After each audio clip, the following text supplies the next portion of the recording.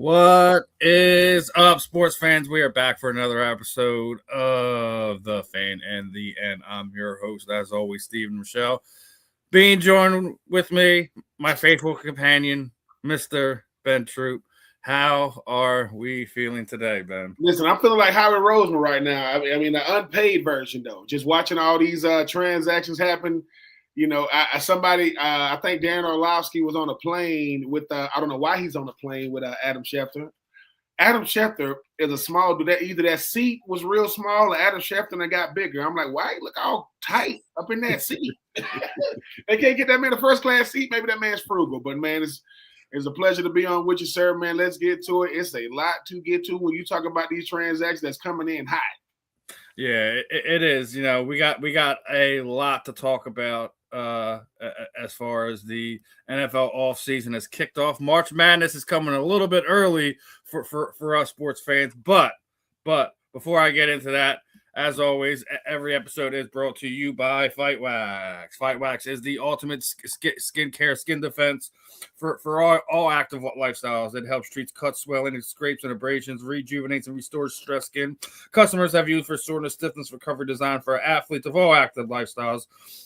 Provides ultra silky, non-greasy feel, deep hydration, everyday skincare, helps fight dry skin. Customers have used for eczema, psoriasis, and other skin disorders. Make sure you are checking it out. The Fight Wax soap is here. The Pet Shield is here. Got my hoodie the other day. I'm sure your guys' stuff should be here. I'm not saying my hoodie hasn't arrived. I'm saying there's too many people in my house that be touching my stuff. So I'm going to be checking because I don't get a lot of packages at my house. My wife gets a lot. So she's just used to, there go Amazon, there go UPS, there go FedEx, there go the Postal Service, So I'm not saying that mine ain't came, Stephen, but I'm going to have to check people's – people got multiple closets in my house. So maybe I need to go through to say, hey. Does that say Fight Wax on it? Yeah. Is that yours? Oh, well, you usually let me wear. No, that is mine. Just check the tracking, make sure. No. I think. Listen. I think this is gonna be the first time I get to go to my wife and say, "You see this? This has my name on it." Oh, well, I thought she's gonna say, "Well, I thought it was something that you sent to me." I did not. That did not come from me. So yeah, I'm looking forward to rocking my. Yeah, we got the hoodie, and he did let me know the actual product of some of the Fight Wax is coming in the coming weeks. They just put a new order together. And speaking of orders, when you do place your order for Fight Wax, go hit that code South15FW when placing your order. Show our sponsor some love. Show us some love. Even if you don't want to get the Fight Wax, go get some merch. Show them some love. Rock out what we rock out in. I had to go dig through some of the memorabilia, Steve. Oh yeah, for Lincoln. I done found one. I found a nice little jersey, and I don't know whose it is, but it's about to be gone. So it's about to be out of there. They'll be all right. Listen, if I got to dig through stuff, pull back cobwebs and spider webs, they ain't missing it. They ain't missing it. Well, if Lincoln is tuning in, Ben's got you taken care of. I got you, Lincoln. I got you. We're gonna show it. But speaking of taking care of, man, this has probably been the biggest story in football, at least in the last few years, as far as when you have trades. I mean, you always get it at some situations or buyer's remorse. Something isn't going to work this way, that way, whatever. But what just happened to Maxx Crosby is absolutely ridiculous. Obviously, the big news was last week that he had been traded from Las Vegas for 2 first-round picks. And, the real simple statement yesterday when it came back out is from the Raiders, Baltimore have backed out of our trade agreement for Maxx Crosby. We have no further comment at the time. So for anyone who's been living under a rock, you've been dealing with family stuff, whatever, you haven't really seen what happened. The Baltimore Ravens medical staff or, whoever they had looking at him for his physical failed him. My thing is, like, we were just talking about it before we got on air. Like, he's 8-9 weeks removed from knee surgery. Who was going to clear him? Who was going to clear him? Nobody's going to clear him. He's not going to pass his physical at that time.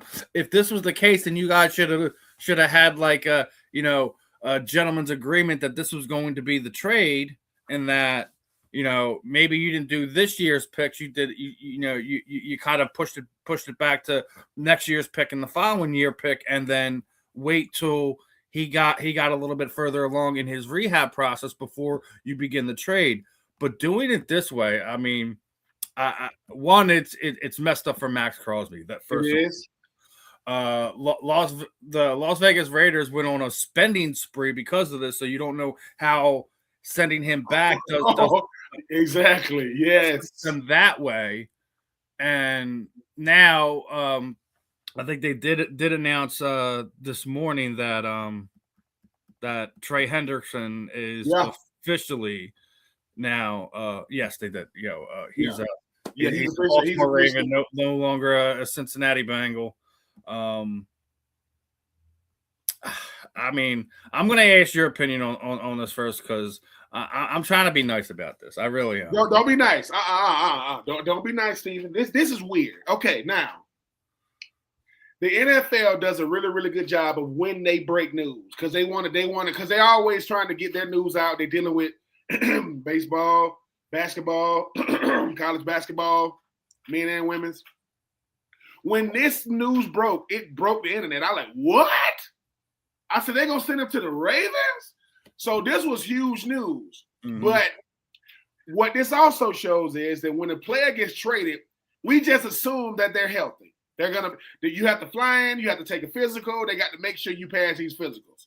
The people saying, well, like as you mentioned, Steven, he's 9 weeks removed. The Ravens knew this. The Ravens knew, right, that he was 9 weeks removed from surgery. I don't know about you, but when you have major surgery, 9 weeks from it, you starting to kind of get back to yourself, but you're not. He just got off of crutches last week. He just got off of crutches last week. What makes this whole thing weird is you're disrespecting one of the best players in football.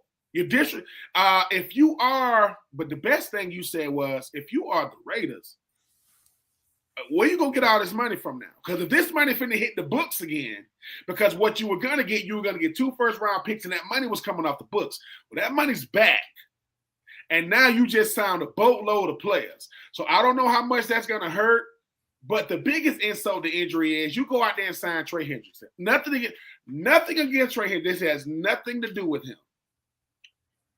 Trey Hendrickson is your second. He's not your ace in the hole. He's the guy. I mean, he's the fill-in. You wanted to marry Maxx Crosby some kind of way. The wedding didn't happen. Hey man, we got Trey. He's the guy you bring in after your closer gets knocked out of a game. Exactly. And look, Trey Hendrickson. I mean, 2-time first-team All-Pro, 35 sacks in 2 years, but didn't. And the crazy part about, name a time that a player of that caliber has that type of production and they don't want to re-sign him for Cincinnati. It's something up with Trey Hendrickson. We already knew what was going on with Cincinnati. We already knew that. Yeah. Cincinnati in 1 year, they didn't want to pay their first-round rookie. They didn't want to pay Trey Hendrickson. They got rid of their top linebacker, who's their top tackler. It's weird. They got their veterans coming in. You got to take. Listen, we want to bring you in, but you got to get your own flight. You got to get your own hotel, and we give you 2 tickets. That's probably in the cheap seats. It ain't even good seats. Anyway, the NFL is nuts, and what makes it nuts is free agency is nuts, but this Maxx Crosby situation is nuts because this is all on the Ravens. Because you knew you got a player like that, and you ain't done your research to fly him in. Now he's gonna go back to Vegas, because they had a picture of him on his Instagram feed or TikTok. He got his feet up on a private jet, probably heading back to Vegas. He's definitely played with a chip on his shoulder. What makes the whole thing crazy is the Ravens trying to act like we didn't know. What? What you think he got Adrian Peterson blood? I can tear my ACL and works for 2,000 yards the following season. No, this man is still. He came into the facility probably with crutches on, or took him off just to walk in. Like, hey man, you ain't gonna pass your physical. Yeah, I mean, I'm still recovering. Y'all didn't know that? Because his agent definitely told him. Who the GM knew, And now, if you are Mark Davis, the owner of the Raiders, are you mad? You're like, I mean, I want to be mad. I want them 2 first-round picks, but if I get Maxx back because of the incompetency of and more is going to come out about it. I know the Ravens said they didn't have first comment. You're going to have to comment on something. This ain't just a player. This is a premier player. But for me, Steven, if you are a guy like Maxx Crosby, you say to yourself, okay, man, I would have loved to go to the Ravens, a winning franchise, Lamar Jackson, ownership, boom. But if I got to go back to the Raiders and finish what I started, so be it. I mean, we're going to see how they're going to have the GM of the Raiders going to have to call Howie Roseman because there's a lot of funny money. I don't know how we're going to work this money, but you're going to have to find a way to work this monopoly money, sir, or there's going to be a lot of people saying we'll give you your money in 2029. We can give you we can't give it to you in 2026. So I don't know how they're going to work it, but this whole situation was crazy. When I saw the news last night, I was like, the Raiders are not incompetent. It is the Ravens. That is who messed this up. It is not the Raiders. I got 2 first-round picks for a defensive player. I'll take that any day of the week if I'm the Raiders because it's not like they're going from worst to first now. I know Fernando Mendoza going to be the number 1 overall pick.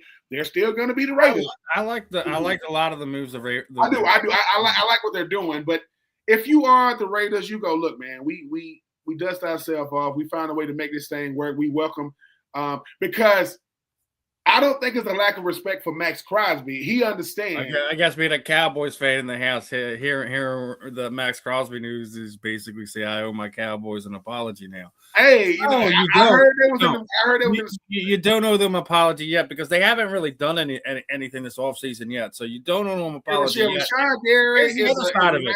They could still wind up with him after everything's said and done. I think that at this point in time, you're gonna see. I think he's going to be traded again. He's going to go somewhere. And I wouldn't it better not be the Eagles. Let me take. It better not. Howie Roseman is sitting back and going. Let me tell y'all something. I'm gonna say it right now. Now, let's throw out the scenario since it's out there. Steven, would you be able to handle Jalen Carter becoming a Raider to get a Maxx Crosby? Because it's gonna take a player like that to get it. Listen.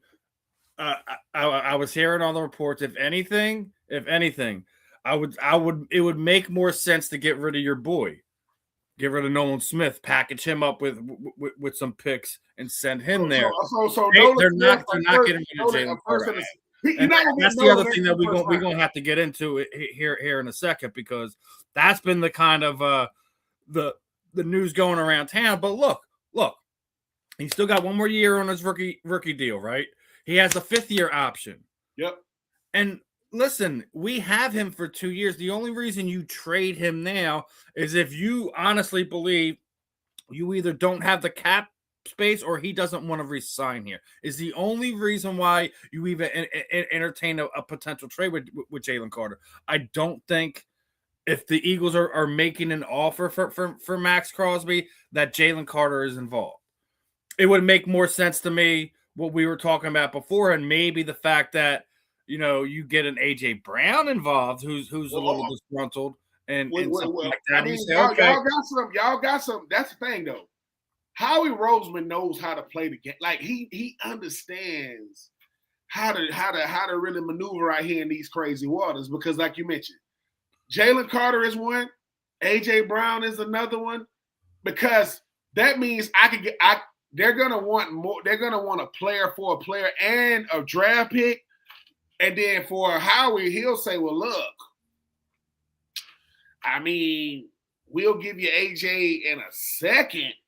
We don't give you AJ in 2 for because you're getting, in a sense, and we're being honest, AJ at his position is just as impactful or more than Maxx Crosby is at his. They're the same caliber of player for their position." And they instantly make that side of the ball better. Instantly. Wherever. So, I mean, I think y'all are the wild card because Howie Roseman is the only GM I can trust because he's not going to F this up. Be like, look, man, my reputation, it doesn't matter what I've done. People judging me off every single I don't think we're in on the Maxx Crosby, though we do need an edge, especially as Jalen Phillips signed a ridiculous contract. I didn't see him signing that. For Carolina. I saw him signing. Carolina either knows something I don't, because I'm like, you gave him what? I mean, now $80 million guaranteed, $120 million over 4 years. That's you know who I think got him paid? I think Coach Fangio got him paid. Here's why: these GMs reach out to these D coordinators and say, man, he nice, man. Like, he got over here late, but for what he brings, could he be a number one pass rusher? Yeah, because rookie year, like 8.5 sacks, 7.5 sacks, and started dealing with so he can get to the pass, he can get to the quarterback, but for $80 million, you got to $80 million guaranteed. Oh yeah, but they pairing him with Derrick Brown, another top tier interior D lineman, Jalen Carter-esque type player. But $80 million, man. All right. Well, he's the big money guy. They spent the money on. Listen, I just said it this way. If he wants to go after his bag, he wants to go after his bag. Now we officially know it was all about the money, because and being traded to Philadelphia was him auditioning for said money. And listen, ain't no hate over here. Like you know, we still got guys that get after the ball. Y'all. Jalen got over there halfway in the season. Y'all ain't gonna miss him. Like, he became a part of the plan. He wasn't a part of the initial plan. Yeah. Howard was like, we ain't tripping about that. Yep. And speaking of crazy trades, how surprised were you to hear this? So obviously we knew Buffalo needs big play threat, right? They hear that DJ Moore has once again been traded, and that he was leaving the Windy City and going up to Bills Mafia. How surprised were you to hear that transaction last week? I was surprised because of who it was. I knew they had to get a big play guy. Here's the thing about DJ Moore. DJ Moore has dealt with 2 number 1 overall picks. He had Cam, right? Then he had Caleb. Now he gets to go over there with Josh Allen. Either the Chicago Bears really, really respect DJ Moore and they giving him a chance to go out there and, get him chase a super duper. But he's had this is gonna be his second regular season MVP that he got a chance to play with. Cam had already won it by the time I think he played with him. I think. DJ Moore is a quality receiver, and if you are the Buffalo Bills, you're not kidding yourself at this point. You're saying to yourself, look, we were good when we didn't have a number 1. We were really good when we did. We had a Stephon Diggs, and we had a guy that could take the top off, help other. Mac Hollins ain't it. I'm sorry, Dad. He wasn't it when he was here in Philadelphia. That's what I'm saying. Like, listen, is Mac Hollins a good teammate? Yes. Is he great for a locker room? Yes. Does he hate shoes? Absolutely. But it's not like he's going. He doesn't. When Mac Hollins run out as your number 1 receiver, your defensive coordinator like, dude, we can't find a way to make them one-dimensional, and they're done. So happy for DJ Moore. They're addressing Keon Coleman is either going to benefit from a DJ Moore or he won't. Well, I still think they wound up bringing Cooks back too. Yeah, I mean, it makes sense. They bring Cooks back, but I think the reason this trade was facilitated is the Bears were absolutely in love with their guys beneath him. That they really thought that regardless that they could go forward without him and get something back. So they got a pick. I think you can wind up seeing the Bears trade up to kind of get somebody they want with that pick. Mm-hmm. Like, I could see them using that to getting using their 1 to kind of get them into a position to get them another difference maker potentially on defense, because obviously Chauncey Gardner-Johnson ain't coming back. I think the Bears, Lions, and Packers are still going to be fighting like cats and dogs for playoff spots and division titles for the. Oh yeah, I mean, I want to say Pacheco went to the freaking Lions. Yeah, Pacheco went to the Lions because what's his face just went to Kenneth Walker. Walker went to the David, what is it? What was the Montgomery? David Montgomery. Yeah, David Montgomery. He's now Texan. He's now Texan. Yeah. Look, positioning is everything in football. It's everything in any sport. But sometimes what makes free agency so intriguing to me is this is the greatest chess match, really. The draft is one thing. The draft is the final pieces. This is what we didn't do in free agency. These are slated to start. Hey, you leaving your city to come over here to start. I'm not giving you $80 million to figure it out, Jalen Phillips. No. You're the starter right now. When you get off the plane, we throwing the playbook in your face. But when you are he ain't getting rotation spells like he got in Philadelphia. You're gonna be out there 40 to 60 plays. First team defense, Jalen. Oh, you better no. You are Jalen Phillips. If this was the Eagles, we saying Jalen Carter. No, you are the Jalen here now. Get your behind out here. And we need top. You getting paid like a top 5, top 10 defensive end / outside linebacker. I need that type of production, man. And I'm not paying you to look okayish. I'm paying you to be elite. And we'll see. Everybody wants the money. Not everybody can handle the pressure. That's why, we love watching these things unfold. But I think breaking news. So I think Daniel Jones just agreed to like a 2-year extension with the Colts. I know they offered him. I think it was like $100 million. Yeah, they offered him Sam Darnold. And he countered with like 150.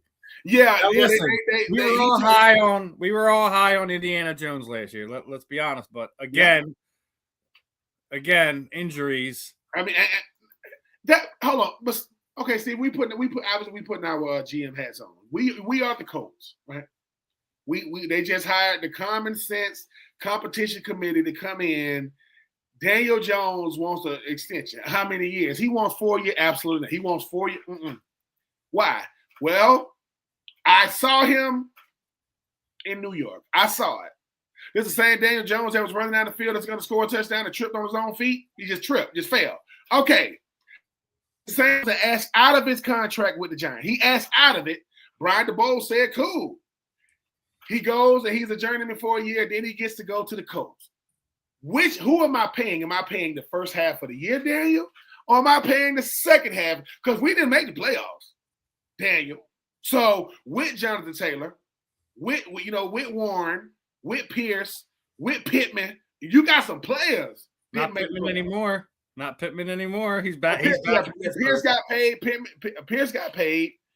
Pierce got $29 million a year. $29 million. And he had like 47 catches, like right up like 1,000 or something yards and like 6 touchdowns. That got you that?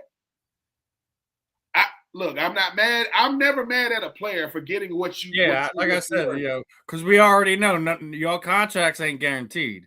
Oh no. Well, here's the thing. You notice that a lot of these contracts now be 3 years, 4 years. So the 3-year contract is essentially a 2.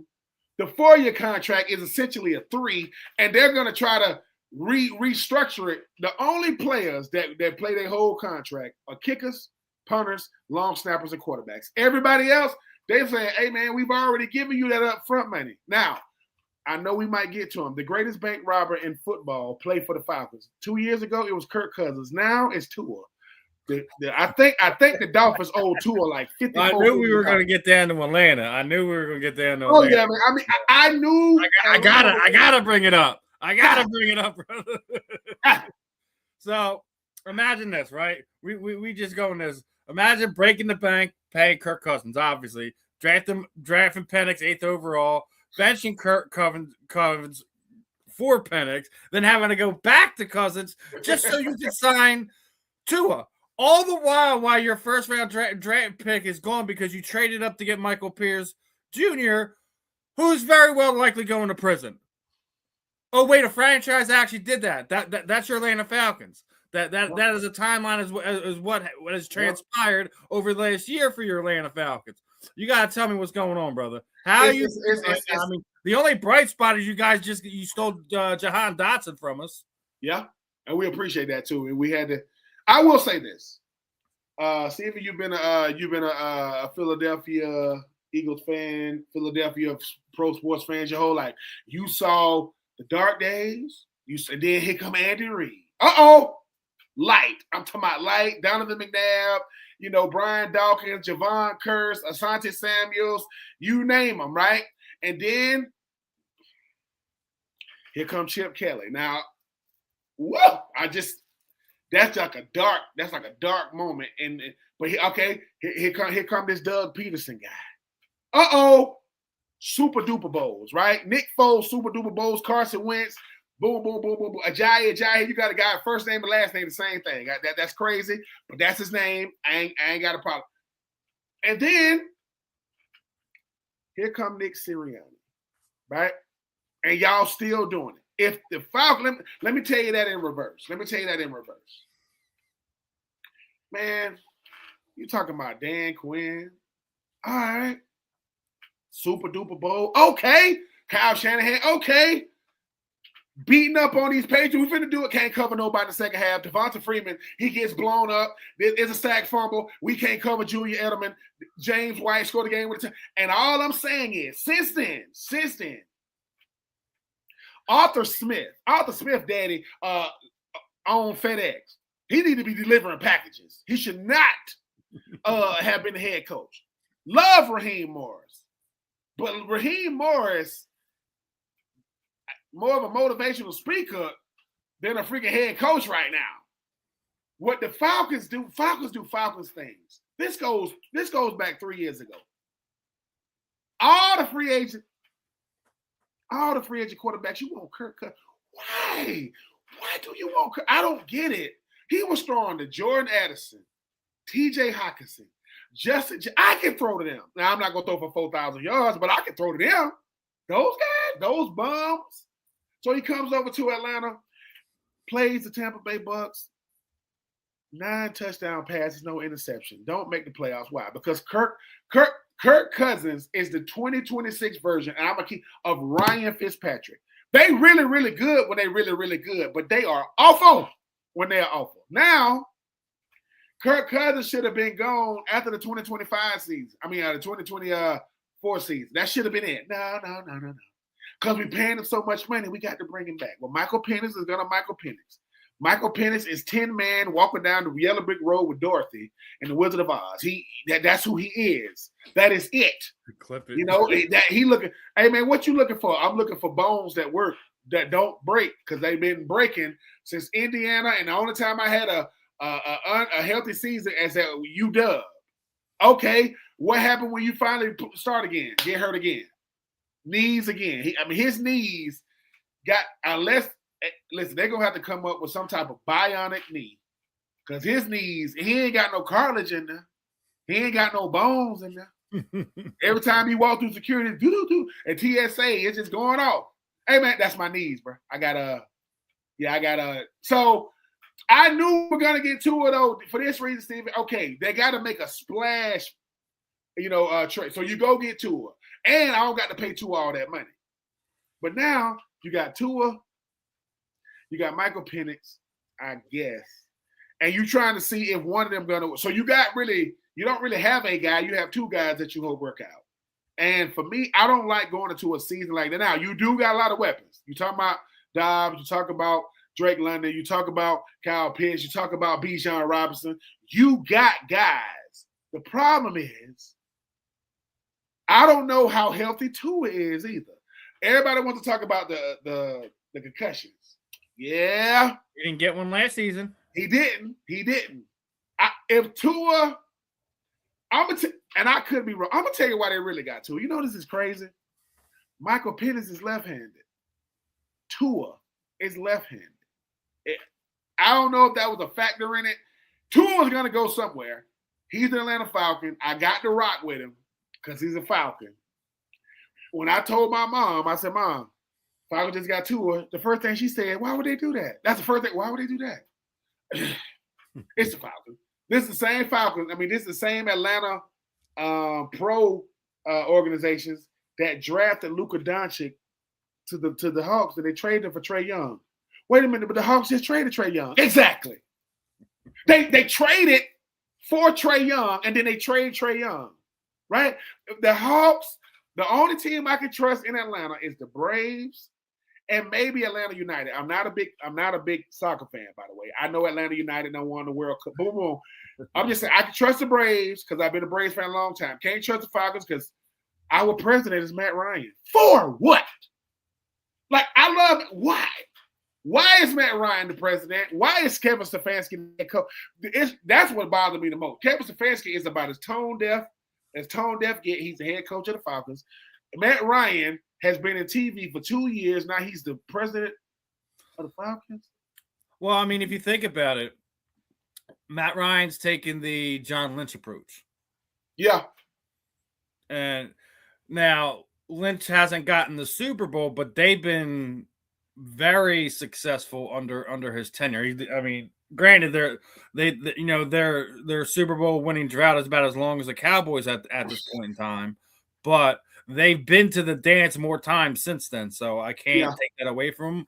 But if that trend holds, hopefully, within the next few seasons, you guys start trending, out of the ditch you guys dug yourself into. Yeah, but see that the Falcons are in the NFC South. You know, and Steven, did you know last year for the NFC South there was a 3-way tie? Number 1, number 2, number 3, all went 8-9. Who won the division? The freaking Panthers. Why? Because the Falcons can't beat the Panthers.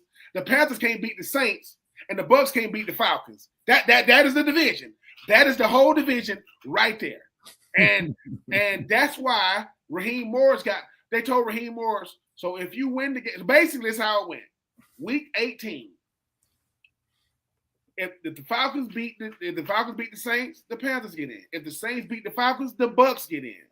Right? Falcons beat the Saints barely.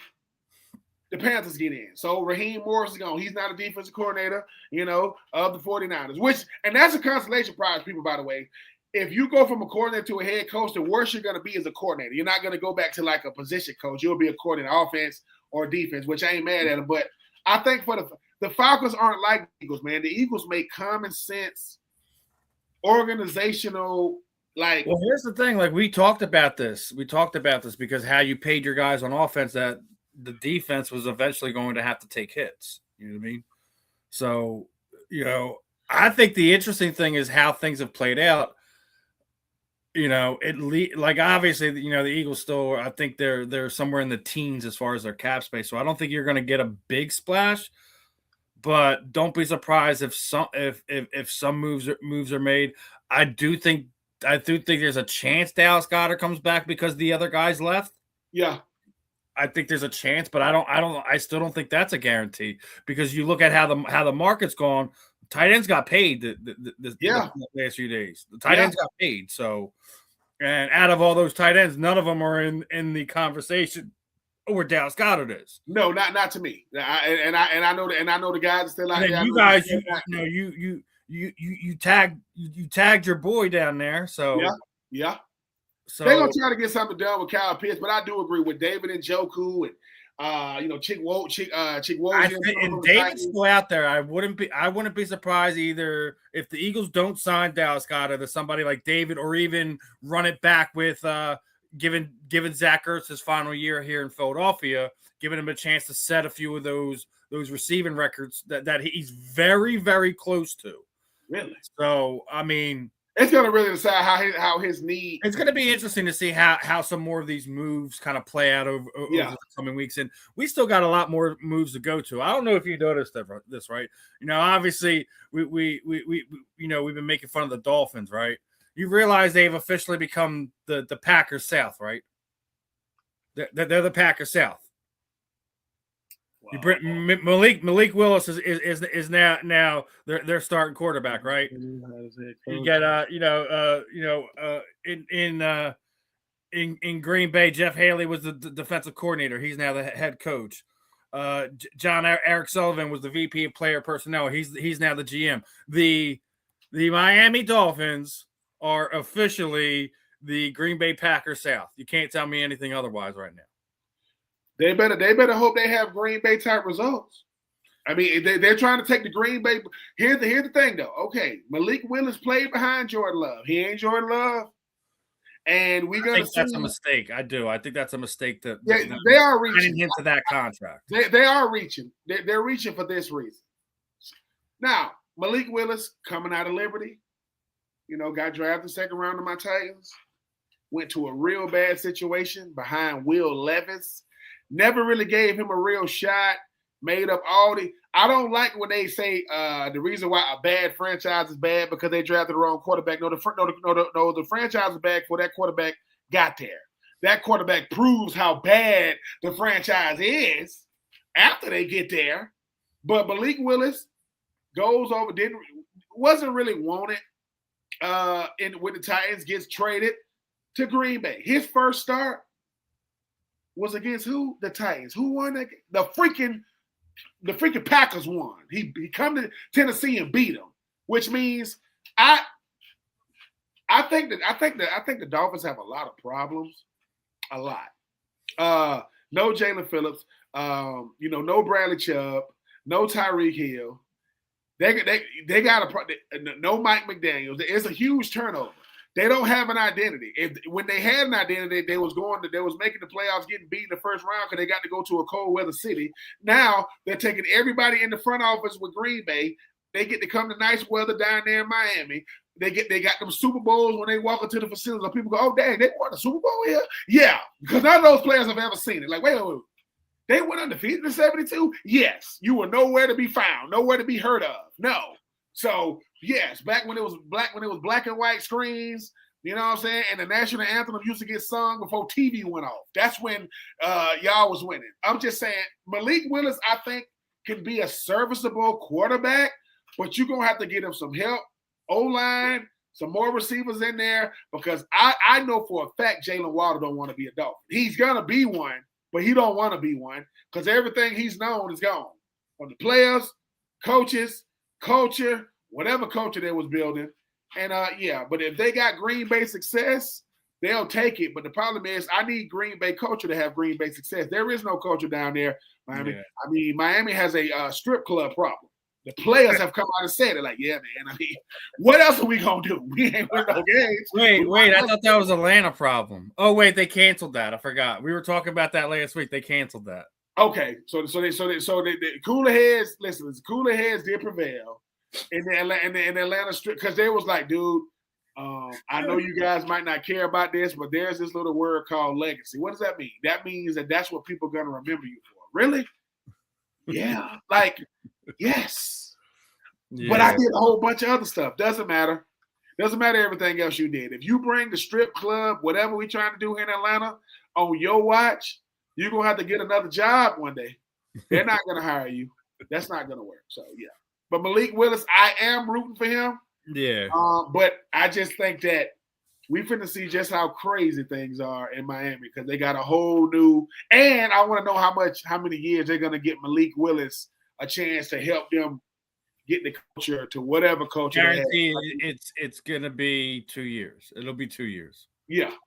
So if he's lucky, 2 years. Yeah, I'm about to say that all the time. Half the time, coaches don't even get 2 years. Well, that 2027 draft is going to be. They say it's supposed to be loaded with quarterbacks, and that ain't good for these. That ain't good for these guys that signed in the. Well, I mean, we already know that some teams are preparing to go after that said draft class because I mean, look what the Jets are doing. They're retreading Geno Smith. You know, they actually traded to bring back Geno Smith. So we all know what's going on in New York. The tank is in. The tank is in. I know. Me and you talked about it before we came on air, right? That they did make some good moves on the other side of the ball on defense, right? Yeah. As we talked about, bringing in Micah Fitzpatrick, bringing in 3 other defensive linemen, bringing in another linebacker. So they were busy. They've been busy, right? And kudos to them to try to at least shore up that defense, but the offense still has a lot of questions on it. And then now you have a quarterback room with Tyrod Taylor, Justin Fields, and Geno Smith. It's the tank's in the other side. Geno Smith has had, he's had a heck of a year. So this is the same Geno Smith that went online and was saying, listen, anything going wrong in your life, blame me. If your dogs don't want to eat the food and they pooped on your couch, blame me. If your car ain't working, blame me. And he was saying it sarcastically. I realized, we gonna blame you. And people really started coming to the stadium blaming him for stuff.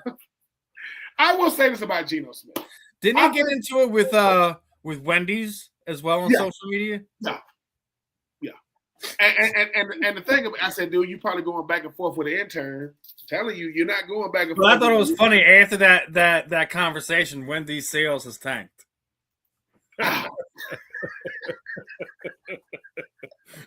Y'all need to leave Geno Smith alone, man. Y'all need to leave Geno Smith alone. Hey, man, Geno getting a chance to go back to the Jets is Sam Darnold in reverse. Hey, man, Sam Darnold has thrived. He's hoping that he has like Nick Foles like success, and it's just not going to happen. That's magic in a bottle that can't be recapped. Yeah, that's not. Yeah. The guy that's getting the short end of the stick with all this is Aaron Glenn. Aaron Glenn, like, I got Tyrod Taylor. I guarantee you, we're looking at he's either going to be fired midseason or at the end of the season when they wind up with one of the top 3 picks and they go after a quarterback. I guarantee you they're trying to go after Arch. Yeah, I mean, and rightfully so. Now, I'm not saying they shouldn't.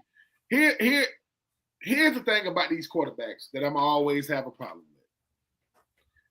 For them, I come out of college. It used to be a time I come out of college and I wait about a year, at least a year, before you throw me to the wolves. I'm getting off the plane. I'm getting in a Uber Black. I'm getting out of the black SUV.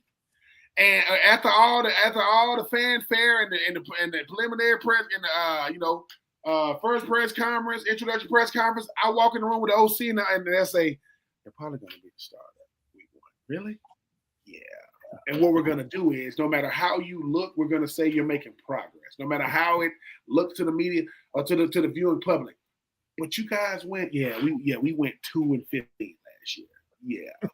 We don't have a lot going for us, but you are the spark. Here's the thing.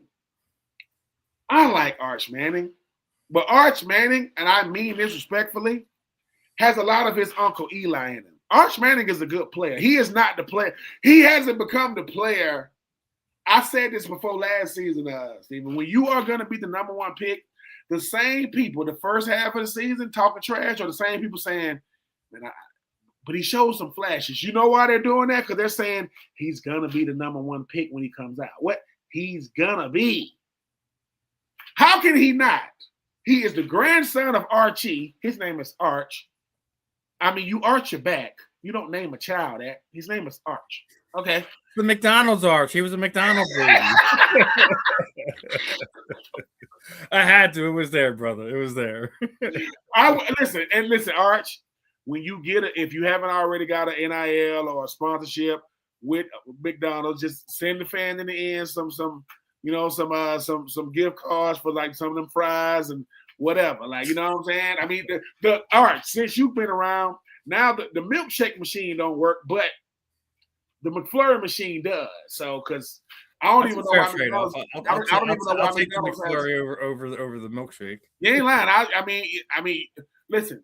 Just imagine though, Steven, you walk by somebody, you bump into it. What's that? That's a milk on the milkshake. That's a milkshake from McDonald's. Yeah. Really? Yeah, but that's an artifact. Where you find that at? You better take that to the Smithsonian. Look, I really do hope the Jets kind of figure it out because listen, as an Eagles fan, I've been in those situations where we've been in the gutter, where we've seen these terrible seasons and things of that nature. And I don't know if Broadway Joe made a deal with the devil that they would just be absolutely terrible after they won that Super Bowl or not. Like, I don't know, but it sure as hell seems like it. Just like every time that something's going their way, just everything completely falls apart on there. Rex Ryan arguably should have won a Super Bowl with the defense that they had up there. That didn't materialize. I mean, there's just been bad luck after bad luck. So hopefully, at some point in time in the next few years, the ship is righted in at least for the Jets. The Giants can go. Wait. Because I want Joe Namath is 82. Joe Namath is your most and he's the most famous Jet. Nothing wrong with that. Yeah, without a doubt. You can't. There's no one else you can think of. I know you got Bill Parcells. I mean, maybe Winker Bet. But where's Joe Namath at? He's right there. That guy right there. Yeah, he's 82. What? Yeah, think about this. He'll be 83. 17 years from now, yeah, he'll be 100. The Jets don't have to. I think, okay, Aaron Glenn,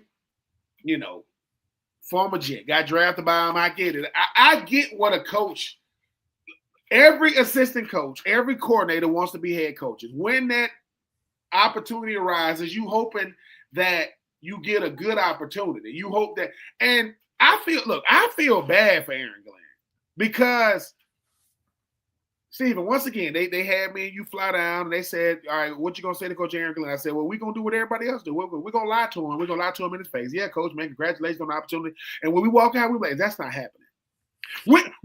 Mark Sanchez was the last quarterback to go to back-to-back AFC Championship games with Rex Ryan, right? But they had a defense. They had Dustin Keller, right? They had Braylon Edwards. They had a squad around them.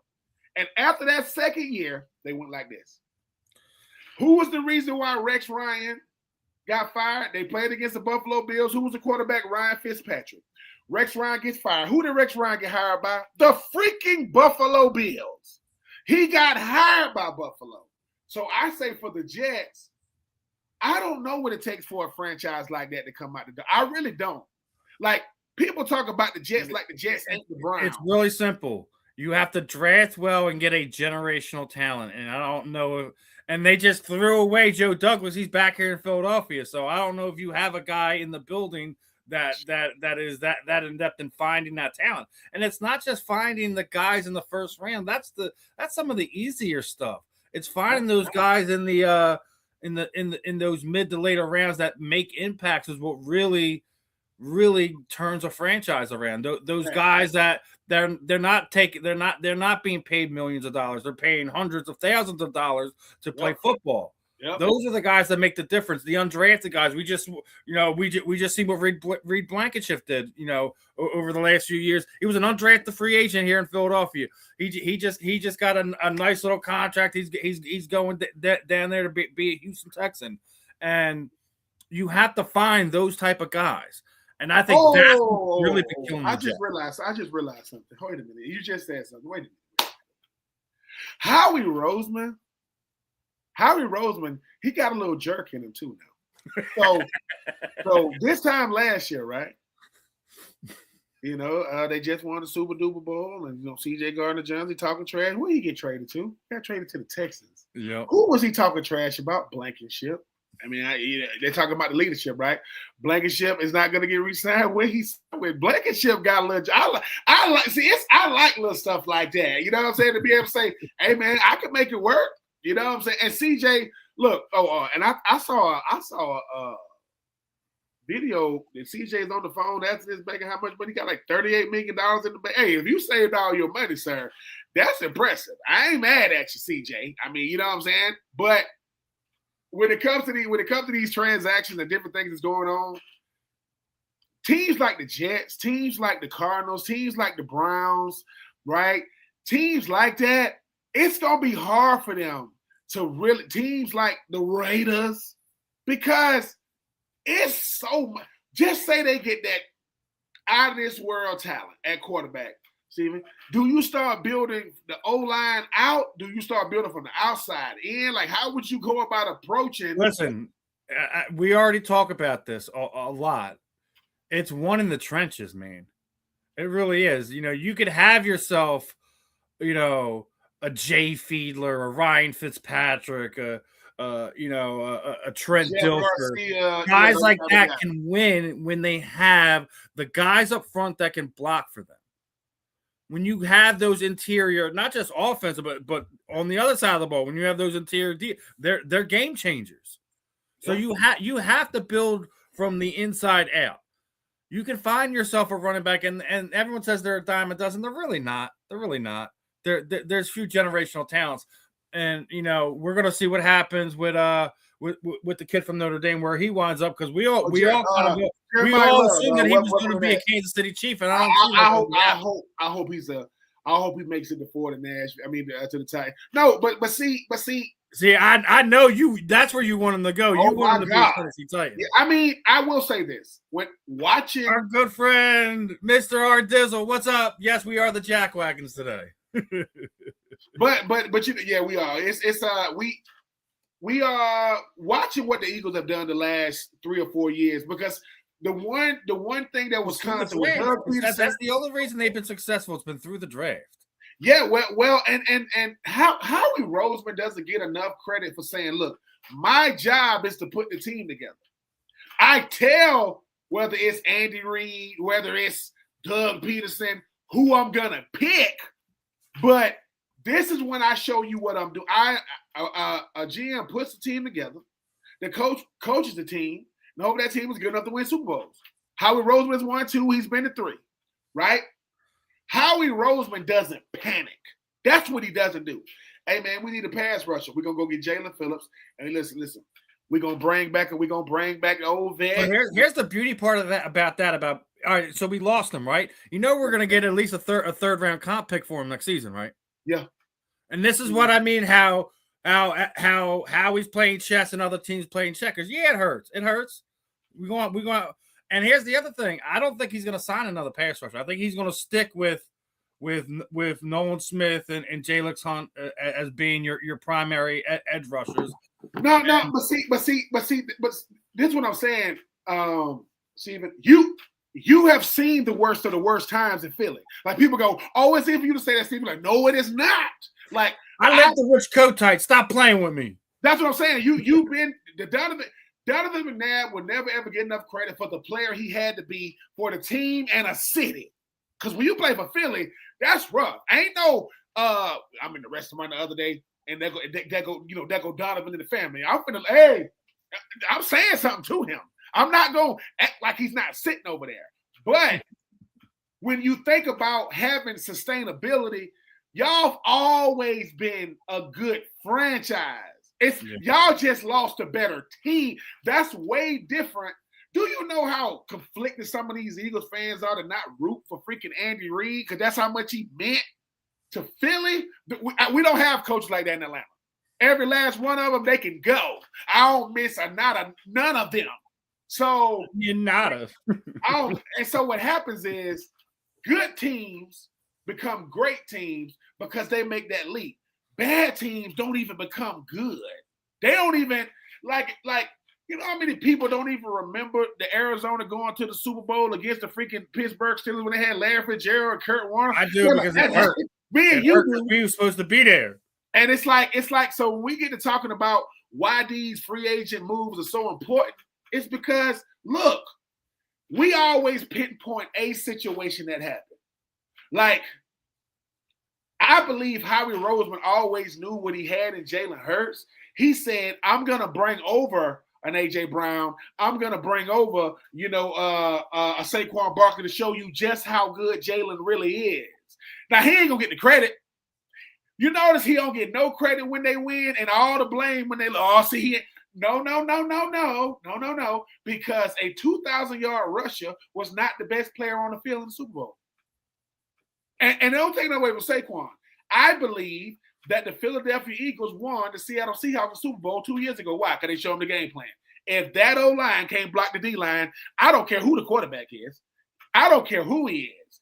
And I go, wait a minute. That's how simple it is? Yep. That's why. Who makes the most money? Oh, that's quarterbacks and people that chase them. That's who make the most money. That's why Jalen Phillips got quarterback money. And Philadelphia, man, here's the thing. Like, not only were that situation made it good, that they're so rich at linebacker that you can just let a guy like Nakobe Dean walk and go there. And not just that, everyone talks about how terrible we are, right? There was fans wishing them well, seeing them off, going to Oakland and stuff like that. So as much as things are crazy in Philadelphia, and we're this mean and nasty fan base, we do appreciate the ones that meant something this season and they wound up going. But listen, you let Nakobe Dean go, who's without a game changer. You still got Zach Ball in there. You still got Jeremiah Trotter Jr. there. You still got Campbell there. Like you have things that, so it's one of those things we just said it about it. Draft well, and then you don't have to overpay to keep your guys. And guess who else know that? Jalen Carter. I'm gonna say this to you right there. Love you. Listen, you went to Georgia. People make mistakes. Jalen Carter is realizing right now, dude, we want you in Philly. They want you. But Howard said, I don't build a team to need one player. I don't build a team like that because when he got hurt, Jordan Davis realized. Yeah, Jordan Davis played, and he played his way into that contract. Yes, he's earned, to me, what a Jordan Davis, hopefully a show of Jalen Carter is this. Look, dude, you really think we ain't gonna win without you? Like, I love you. You my brother. I get it, but it's like I guarantee Jordan Davis is gonna be captain this season. I guarantee it. Yeah, Jordan Davis. Number one, he's very, very likable, right? He's a very personable guy. Seems to be a great teammate. Loves the city, right? And he got rewarded. One thing Howard Roseman showed you. Howard Roseman said, I don't do lip service. If you do right by the team, if you do right by this franchise, if you do right by your teammates, you ain't going nowhere. You don't believe me? Hey, Dallas Goddard, I know you here for agency. How many contracts you signed in Philly? Didn't you sign 3? You signed plenty of contracts when you were there. Now they hope to bring him back. And I'm gonna tell you what Howie has really done. Howie has made it so that, dude, like Jalen Phillips got his money, but when he got on the plane in Philly and got off the plane in Charlotte, he was like, "This is different." Yeah, is that a cow? I just yes, and mind you, now listen, Charlotte is a really, really nice city, but Philadelphia is a different level of respect. When Joel Embiid won the MVP for them 76ers, that's, hey, dude, Allen Iverson called him, congratulations. Dr. J, congratulations. Charles Burke, congratulations, boy. Welcome. You know what I'm saying? It's like, it means something. And it took me a while to realize that in the NFL, playing for the Titans in Nashville, playing for the Bucks in Tampa. Now, I got to play for the then Oakland Raiders, but every franchise isn't legendary just because you won a 32 franchise. That is not true. Like, people go, man, they in the NFL, and like, do you think people really care about the Titans? You think people care about the Jacksonville Jaguars, the Houston Texans, or that whole division? No one cares. They don't care about the Colts, the Titans, the Jags, or the Texans. No one cares. I'm gonna say it like this, and we know it's a special time here in Philadelphia, but did you see the other signing they made yesterday? Who they got? Come on, go ahead. We now probably have the best trio of cornerbacks. Ain't no problem. Nope. Ain't no. Y'all got 2. No, it doesn't matter who y'all would have got. We got 3 Pro Bowl cornerbacks right now because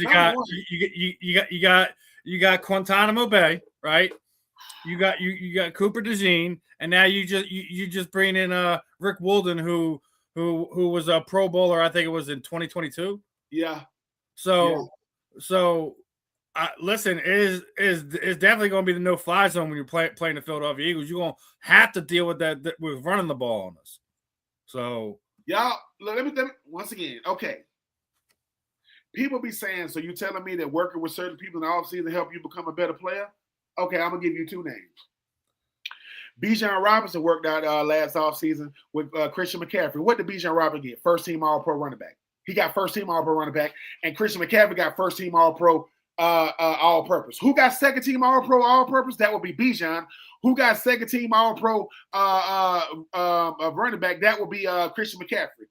Who did Cooper DeJean work out this offseason? He worked out with Patrick Surtain. What was he? First team All-Pro. I'm telling y'all, this stuff is getting on my nerves. Cooper DeJean is the best slot corner. It ain't even close how good he is. He was a first team All Pro at a slot corner. I mean, he went and worked out with Patrick Surtain. And Patrick Surtain told him one thing. He said, Pat, how can you help? He said one word, what? Patience. Dude, these receivers they're gonna be Michael Jackson at the line. They gotta declare, and when they do, you own them. And if they stupid enough to run a bad route or a tip ball, touchdown. And he's you know what Patrick Surtain asked Cooper? Yeah, man, what's it like to pick off Patrick Mahomes in the Super Bowl and take it to the crib? Oh man, he threw it right to me. He was rolling to the right, he threw it backside, touchdown. Really? Yeah. You're not supposed to throw backside. Well, Patrick Mahomes, boy, he do what he want to do, and I said throw it to me. So adding a guy like Woolen, what it does, y'all got there has been a tradition in the Philadelphia Eagles secondary for years, man. I mean, Eric Davis, it's Eric Allen and all those guys. Like, it's been going on for years. Asante Sam, Lito Shepherd, former Florida Gator. You know what I'm saying? Remember when he got drafted down there. So I'm not surprised. Howie Rose was six back. Everybody else picking players, people going crazy like this. Y'all let go of Jalen Phillips? Oh, we good. He got here halfway during the season. Who y'all gonna replace Blankenship with? Watch this. Because Makumba's obviously gonna have a year under his belt, but they're gonna draft the safety either in the first or second round. Y'all, let me tell you something. This ain't gonna happen, but if it does, I'm a fly to Philadelphia and I'm gonna fight Howie Roseman. If y'all trade up and y'all get down out of freaking Ohio State, I'm gonna freaking lose it. If y'all get the safety out of Ohio State, I am going to lose I'm just because Howie Roseman, to me, I think what he does, he's sitting in his office saying, yeah, this player gonna go here. These GMs know where these players going. They know. What Howie does, Howie will say, watch this piece. He's a chess player. He's adding pieces. He like, look, I ain't sacrificing none. I ain't sacrificing the queen. I'm telling you, the king, I'm not. We checkmate everybody. Because guess what? I don't care what Dallas does, Rashawn Gary. I don't care. I don't care who the Commanders get. Don't care. I don't care who the Giants, they just got, I don't care that Scatterboo's going to come back and Malik Neighbors, you know what I'm saying, is coming back or whatever, and all these guys. You add, if you cannot beat Philly, it doesn't matter because you can't beat them. So when y'all got Will and I was like this, I went, ooh, that's nice. That's big. Do you see what Howie is also doing? Here come the rumors about Jalen Carter. Jalen Phillips goes to the Carolina Panthers. A.J. Brown might get traded. Willing, everything goes with sit back again. Because Howie said, if you want him, make me an offer. You want Jalen Carter? If Maxx Crosby, who's never been a first-team All-Pro, by the way, can get 2 first-round picks to go to Baltimore, Jalen, I mean, we at least want to. You at least want 2. And I don't know. Y'all, Howie Roseman gets on my nerves because he's excellent at what he does because y'all needed a pass rusher. You went out there and got Jalen Phillips. I'm like, when I say traded for who? Guess who else ain't got picked up yet? And he'll get him if you want Bradley Chubb. He can get him if he wants. Yeah, me and you were talking about the potential of that happening. I mean, he can reuniting Chubb with Vic Fangio wouldn't be a bad idea. Wouldn't be a bad idea. Listen, because you don't got to give him a lot of this. They'll say, hey, man, you want to play football or not? Yeah. You want to play for a winning franchise? Yeah. Well, this is what we offer. Take it or leave it. All right. There's a chance to play football. Who y'all got? Oh, you talk Jalen Carter, you talk about Bond, you talk about Cooper DeJean, you talk about Quinyon Mitchell, you talk about Nolan Smith, you talk about Saquon Barkley, AJ Brown, Jalen Hurts. You get to go up against Lane Johnson in training camp, so you're gonna really know if you can play or not. You're gonna really know if this is for you or not. That's a grown man over there. And Penei Sewell, people consider him better than Lane Johnson. He's not. That's another conversation for another day. You can. There's only one tackle in football that I would say is the premier, and that's Trent Williams. He's different. And he may not be a 49er this coming season. They still fighting over the potential contract restructuring and all this nonsense. If Kyle Shanahan and John Lynch or whomever can't find a way to get Trent Williams his money, and Brandon Ayuk is on a milk carton after you gave him his money, Y'all better do something. I don't even know where. But I guarantee you, Brandon Ayuk's being traded draft day. He's being traded draft day. I mean, they just signed Mike Evans down there. I never thought he was going to leave Tampa Bay, but here we are. Tampa Bay. He said he wanted to go somewhere that he still get all his targets. He can still be a focus. So him and Ricky Pearsall and George Kittle, excuse me, and Christian McCaffrey. That sounds like a nice offense on paper. Yeah, so we're gonna see. There's still a lot of stuff we haven't even touched yet. Because obviously Diggs is no longer a Patriot, but there's no need to fear. Romeo Doubs is there. Drake May got a bona fide number one, right? You got a guy that could definitely help you. When you need. I wonder if he's gonna wear the Guardian cap in New England too. Hey, you know what, Guardian? He should have been sponsored by them by now. I mean, he don't take his off. I think he wear his to bed. He uses a shower cap. You know what I'm saying? But Dobbs is he's a good receiver, and I want to see how good he can be. It's one thing to be good when you don't have to be. It's another thing to be good when you gotta be. I am the number one, like DK Metcalf. See what happened when you got to be the number one and you ain't got all these guys around you? A number one receiver helps everybody, not just the quarterback, but the number two. Yeah, but now it's Pittman and DK, so he's got a little. Pittman like, hey, bro, you look like an action figure, man, but you doing regular stuff on the field. You ain't. Come on, man, what's up? You know what I'm saying? I know you. Listen, fight DBs and fight fans less, because. Don't put your hands on the fans, man. You tripping. Like, you're going to lose. Fight. Because I did want to talk to you about something, right? Yeah, I don't know if you've seen what's been going on in the combat sports world or anything like that. I had two topics I wanted to bring up to you, right? So, for people that don't know, or maybe you only tune in for football talk with me and Ben, that recently the Zuffa Boxing, which is the former parent company of the UFC, gave former boxing world champion Conor Benn $15 million for a one-off fight they're going to do. Let's put this in perspective, right? The former champion Francis Ngannou, who called the UFC's bluff a few years ago, only got $600K for his last title fight with the UFC. There's not a champion on their roster that is even in the neighborhood of that. Why would you do anything so crazy publicly when none of the world champions that are under the roster are getting, more than $1.5 million to walk out there and fight? So now we talk about pay disparity in combat sports a lot, right? And rightfully so. These guys aren't treated right. There's been a huge disparity between mixed martial arts and the boxing pay for forever in its existence. But why would you do this where you have this situation where you're going to be causing a disruption between the fighters you already have under contract and this guy you just brought in with the extension of what you are in paying him $15 million? What it says to me is it's the highest level of tone deafness that you're ever going to see in combat sports. Because like you say, I know when you start talking about why certain I don't like to call them a plant, because that's what they use in like actor terms. Somebody that's relatively new, they come in and they got shows and sold out arenas and all these things.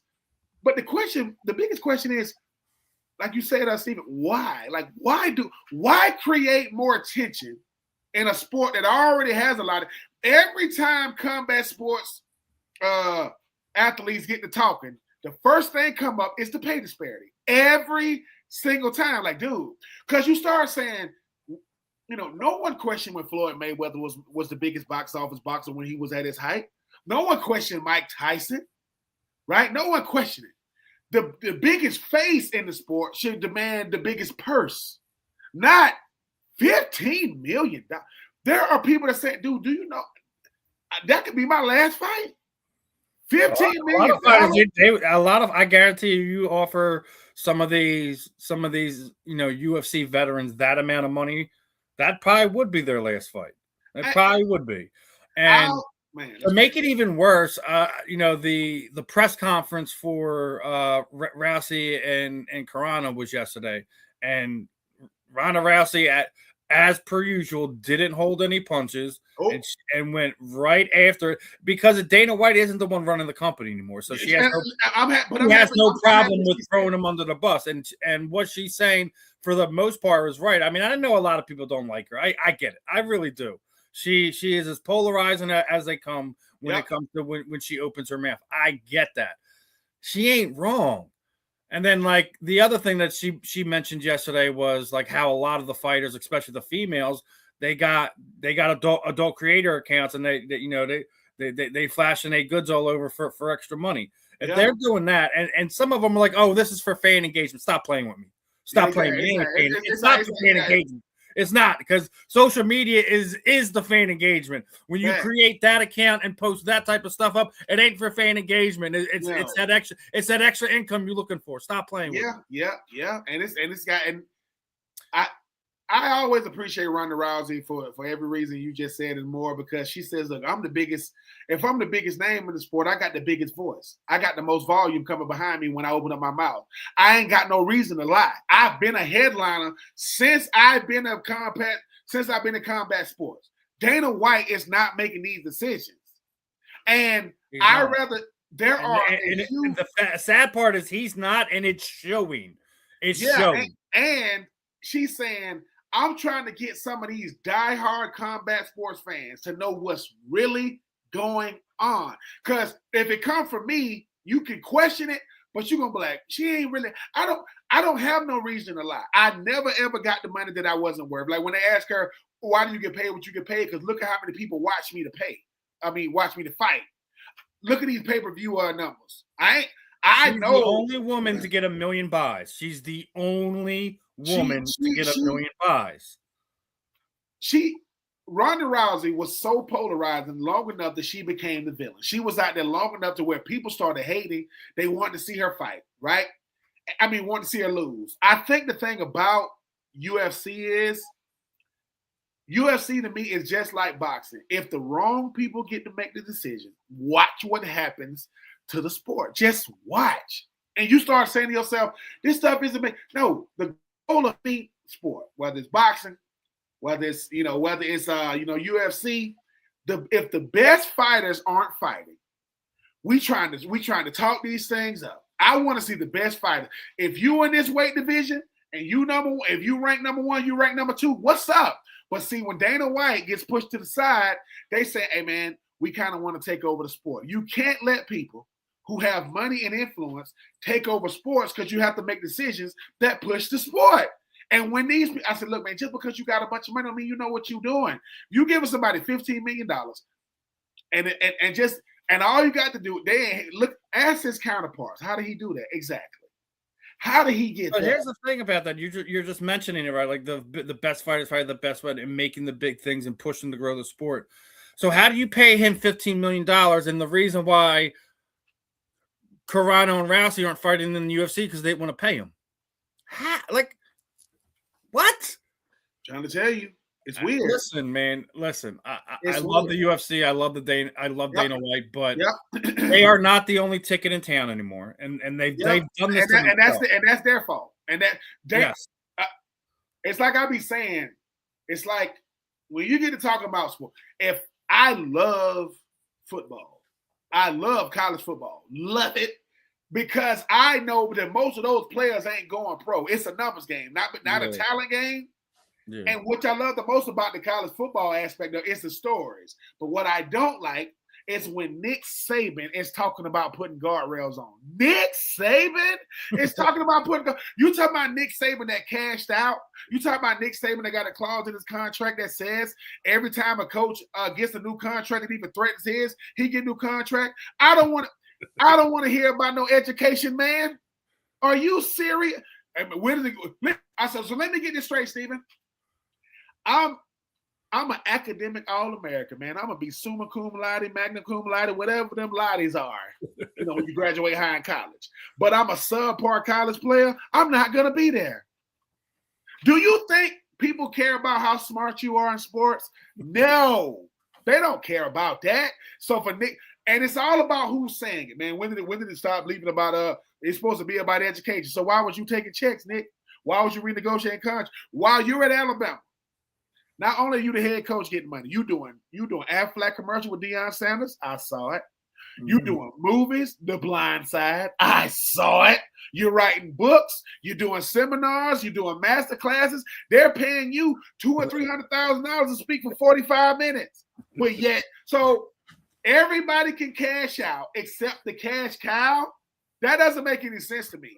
And when it comes, and I say when it comes to UFC, Dana White and them started making so much money that they was like, hey man, I could put it on autopilot. You can't, because I got the upcoming, I got the next up coming up. And what makes the UFC really the UFC, if I'm being honest, it's them older guys, them older gals that they done kind of phased out, but they got a couple of fights left in them. People would pay to see that. They would pay. I think that's what was keeping part of it alive right now, some of those names, but that list of names is getting shorter, and shorter and shorter. And Rampage Jackson start developing new stars, and for whatever reason, they've only developed maybe a handful of new stars over the last 10 years. That's their fault, though. I mean, when I be watching, that's their fault. Like, there's the other thing is you got to remember how the UFC did that over the years. It's because they bought everyone out that was even remotely good or in their way. They bought out Pride FC. They bought out Strikeforce. They bought out Elite EX. They bought out WEC. So they had all these other promotions that had stars in them and built them up to build into what they were already doing. Hell, they bought an entire promotion just because Rampage Jackson was in it, just to get his contract. Thanks. So what's it called? You can only monopolize it for so long, and then you have to do it on your own. Yeah, you got to adjust. When they phased Dana out, that was the biggest mistake they ever made. What is it called? Ultimate Fighter? Is that what it was called? Ultimate Fighter? Yeah, the Ultimate Fighter. But that's the other thing, is the Ultimate Fighter isn't producing the personalities that it used to do. Like, you could almost count on both hands and on each show. Like, there was almost like 10 guys or 10 girls on each show that you could count on to sit there and maybe not be a superstar, but have people invested in. And it just doesn't happen anymore. Like, through the first 10 to 15 seasons of the Ultimate Fighter, there was at least 5 to 6 guys or girls that people wanted to see fight, whether they were the villain, whether they just had a unique story. You were invested in what was going on with them. That's not happening anymore, and that is absolutely the UFC's fault. I think it's because they changed so much that you have to find ways to do things. They used to do these countdown shows, and they changed it to embedded and stuff like that. You have to do more stuff like that to get people invested into who they are, why they're training, what's their story, why they're fighting. Go ahead, Ben. Joe Rogan. I'm gonna tell you what's crazy about Joe Rogan. Joe Rogan. You ask people, hey man, who's Joe Rogan? They're gonna say, oh, that's the guy that used to do the Fear Factor. Or they're gonna say, that's the guy that do the podcasting. They're gonna say that's the guy that he do the weigh-ins for UFC. You know how many people don't even know Joe Rogan is a comedian? That's what. Think about this. He's a freaking comedian, but he leveraged what he did at UFC. I think he leveraged UFC like no. It wasn't no Fear Factor. Ain't nobody trying to eat an egg. Dude, this is a rotten egg that's been rotten for 20 years. That's what the who keeps this? It's not a fear. I'm gonna stick your hand with a poisonous snake, and if it bites you, I'm not doing that. So it's like Joe Rogan is the number one podcast on planet Earth. He's sitting in his garage with bad lighting on a picnic table talking for 3 hours, right? But those UFC weigh-ins were epic. Do you know how much pressure he put on boxing to get these weigh-ins like that? Weigh-ins became the it thing. Hey, dude, they gonna the challenger. It's like That stuff was crazy. But that's what you see out of like bare knuckle boxing now. Like the weigh-ins is a whole nother spectacle on top of the event that you're going to see the following night. And you're right, Joe Rogan is what made that a thing. And I don't know if it was because Joe Rogan was doing it or the fighters or whatever. Just it's not the same anymore, and it could be for multiple different reasons. Now, I want to switch gears real fast. Now, last week we had Pat Combs on. We were talking about the proudness of being a parent and seeing our kids be successful and stuff like that. It's still under the combat sports banner a little bit, but I don't know if you've seen former two-time UFC heavyweight champion Frank Mir. His daughter, Bella Mir, knocked off the number 1 seed to claim the NCAA World Championships in wrestling. She's already had 3 amateur fights at her age in MMA. She's already won grappling world titles. Bella Mir is going to be the next female superstar in combat sports for women's MMA. And I think it's just a matter of time, because I know a lot of people are tuning out to women's mixed martial arts just because there's no big name. There's no real story. There isn't the rivalry that we had in, with the Misha Tate and the Ronda Rousey days and stuff like that. I get that. But Bella Mir, that's a story. Her, she's been training since, since she was knee high. She has a world championship class level father who has elite grappling skills. She has elite grappling skills. If she figures out and gets elite striking under her belt, that's gonna be one scary girl. I can't wait to see the evolution of it, but. Could you imagine being Frank at this point in time? You're a multiple time, you're a jiu-jitsu black belt. You're a multiple time UFC champion, and watching your daughter just continue to win at the highest level. Man, he probably his probably head is about as big as Jupiter at this point in time. Yeah, well, number one, kudos to the young lady, because we knocking off the number 1 ranked wrestler in your bracket, who she lost to earlier this season. She already lost to this girl. You go out there and then she beat her handedly. Wow, it's so easy for us to know. It's like when you talk about some of these big name guys like Bronny, like a Ken Griffith Jr. We understand the young men that got to follow these famous daddies. We forget about the girls who want to follow their daddy's footsteps, and they already got the man's name. I got to create a legacy for my. She's accepted the fact, she's Frank Mir's daughter. She's accepted that a long time ago. But he told her, if you want to pick this, it's gonna get even bigger. So when people beat her, they think they beating him when they beat her. But to knock off the number 1. I can admire that. As I was telling you before the show, Steve, my daughter, freshman in high school, on the varsity basketball team. They're getting ready to play the semis. If they win today, they get to play in the finals. She would tell me stuff like that. She said, "Well, Daddy, they say I'm only good because I'm your daughter." And I said, "Well, that's not true, but that stuff will mess with them." And so what'll start happening is, they'll want to win for different reasons, for the last name, to create their own legacy. But that's where we step in and say, look, you can't run from certain stuff. It's how you deal with it. People going to have something to say. That's cool. But when you beat them, that's how you really get, your lick back, to tell people, look, the same girl that beat you, you get to get her for everybody to see. But this time, show her she's not who she thinks she is. Because she already coming in confident because she's beat you already. Which plays into your favor. Mm-hmm. But yeah, I'm happy for Frank. I know the feeling, because it goes back to Steven. Look, even when you were telling us about your kid out there running around on the football field, we think, look, no matter who you are, famous, just being dad, when you see yours out there, it's different. When your child is out there, it's a different feeling, especially when they're good. Like when your kid is actually good, and yes, we're biased. Who are we talking about at this time? Dwayne Starks' son, remember? Yeah, man.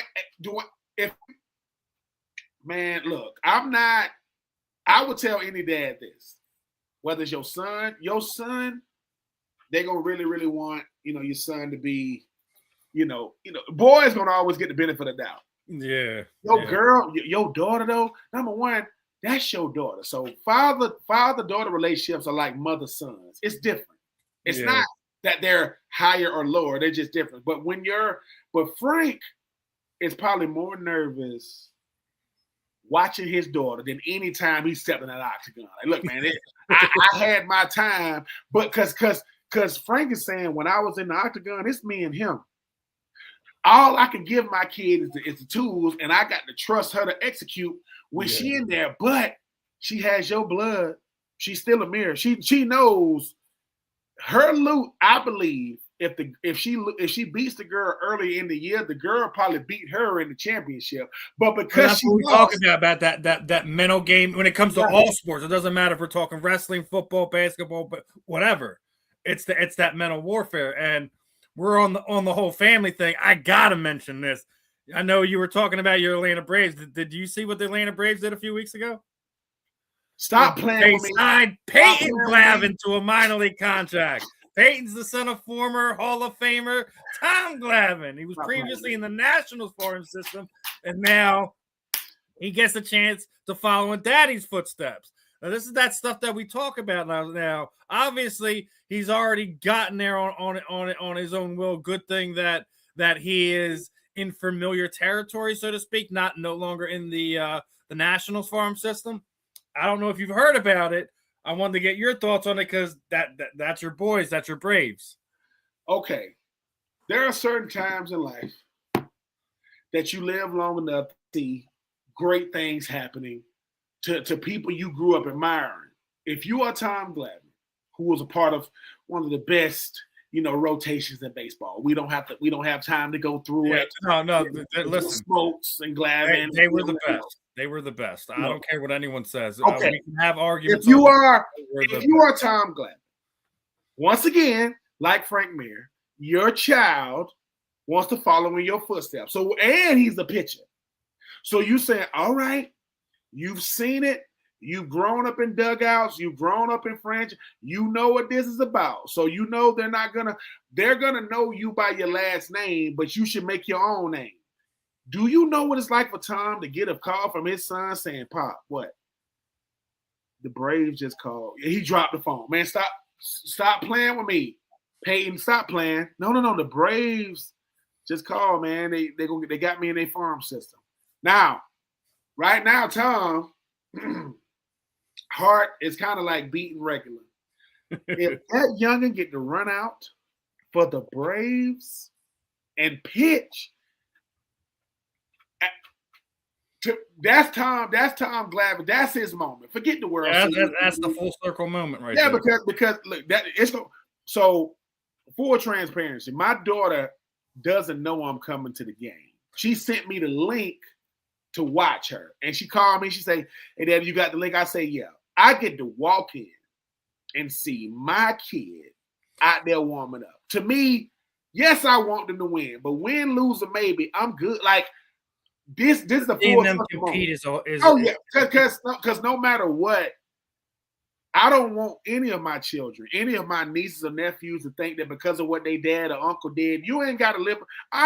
Look, man, all I do is talk trash from the sideline and talk from the bleacher. Man, if I was out there, because I tell my daughters all the time, I said, one day it's going to be a game. They're going to say, all right, time out. I want, if you are a parent of these children to come out here, we're gonna go up and down the court 2 times. I said, they ain't got enough trainers in that freaking gym. It's going to be torn ACLs and Achilles. it's going to be so I told her, I said, being able to, the Tom Glavines of the world, the Ed McCaffreys that get to see his son, Christian McCaffrey of the world. Ed, listen, I like Ed, but his son is 10 times the athlete. Oh, yeah. Ed will tell you that. Ed will tell you, man, I ain't even on the same stratosphere as C-Mac. But I remember Ed McCaffrey in that Super Bowl, though, man. He like pancake blocked the dude and he pointed at him on the. I remember anyway. For Tom Glavine, enjoy this moment because they're so rare. And It don't even got to be at the highest level, man. It could be in middle school. It could be in high school. It could be, that's your kid. And here's the greatest thing, though, Steven. You walking off the field, and somebody's talking to you about your kid. Steven, man, the way your son be playing, you like this, yeah. And you just like this, yeah, man. That's mine. You know what I'm saying? One thing I love is I've had parents come up to me is that like my son is going to be a captain on some team someday. It's just how he goes about the game. He's the one that gets the team up. He's the cheerleader on the sidelines. I'm like that, and he's also, you know, when you're a lineman, you need to be that person. You need to be the voice in the locker room outside of your quarterback. So it's always a great thing. And you know, we're on the family thing. Did you see what happened to Jaden Daniels this week? Now his mom is listed as his official representation. The bubble around that she has put around her son is now completely impenetrable. Hey, do you think that's going to become a problem at some point? Listen, I'd love to have if I'm him, I would love to have my family involved in everything I'm doing. But there is a thing of a little too much. Yeah, she's already keeping the women at bay, which I don't blame her. I don't blame her. Yeah, right. But I think this might be going just a wee bit too far.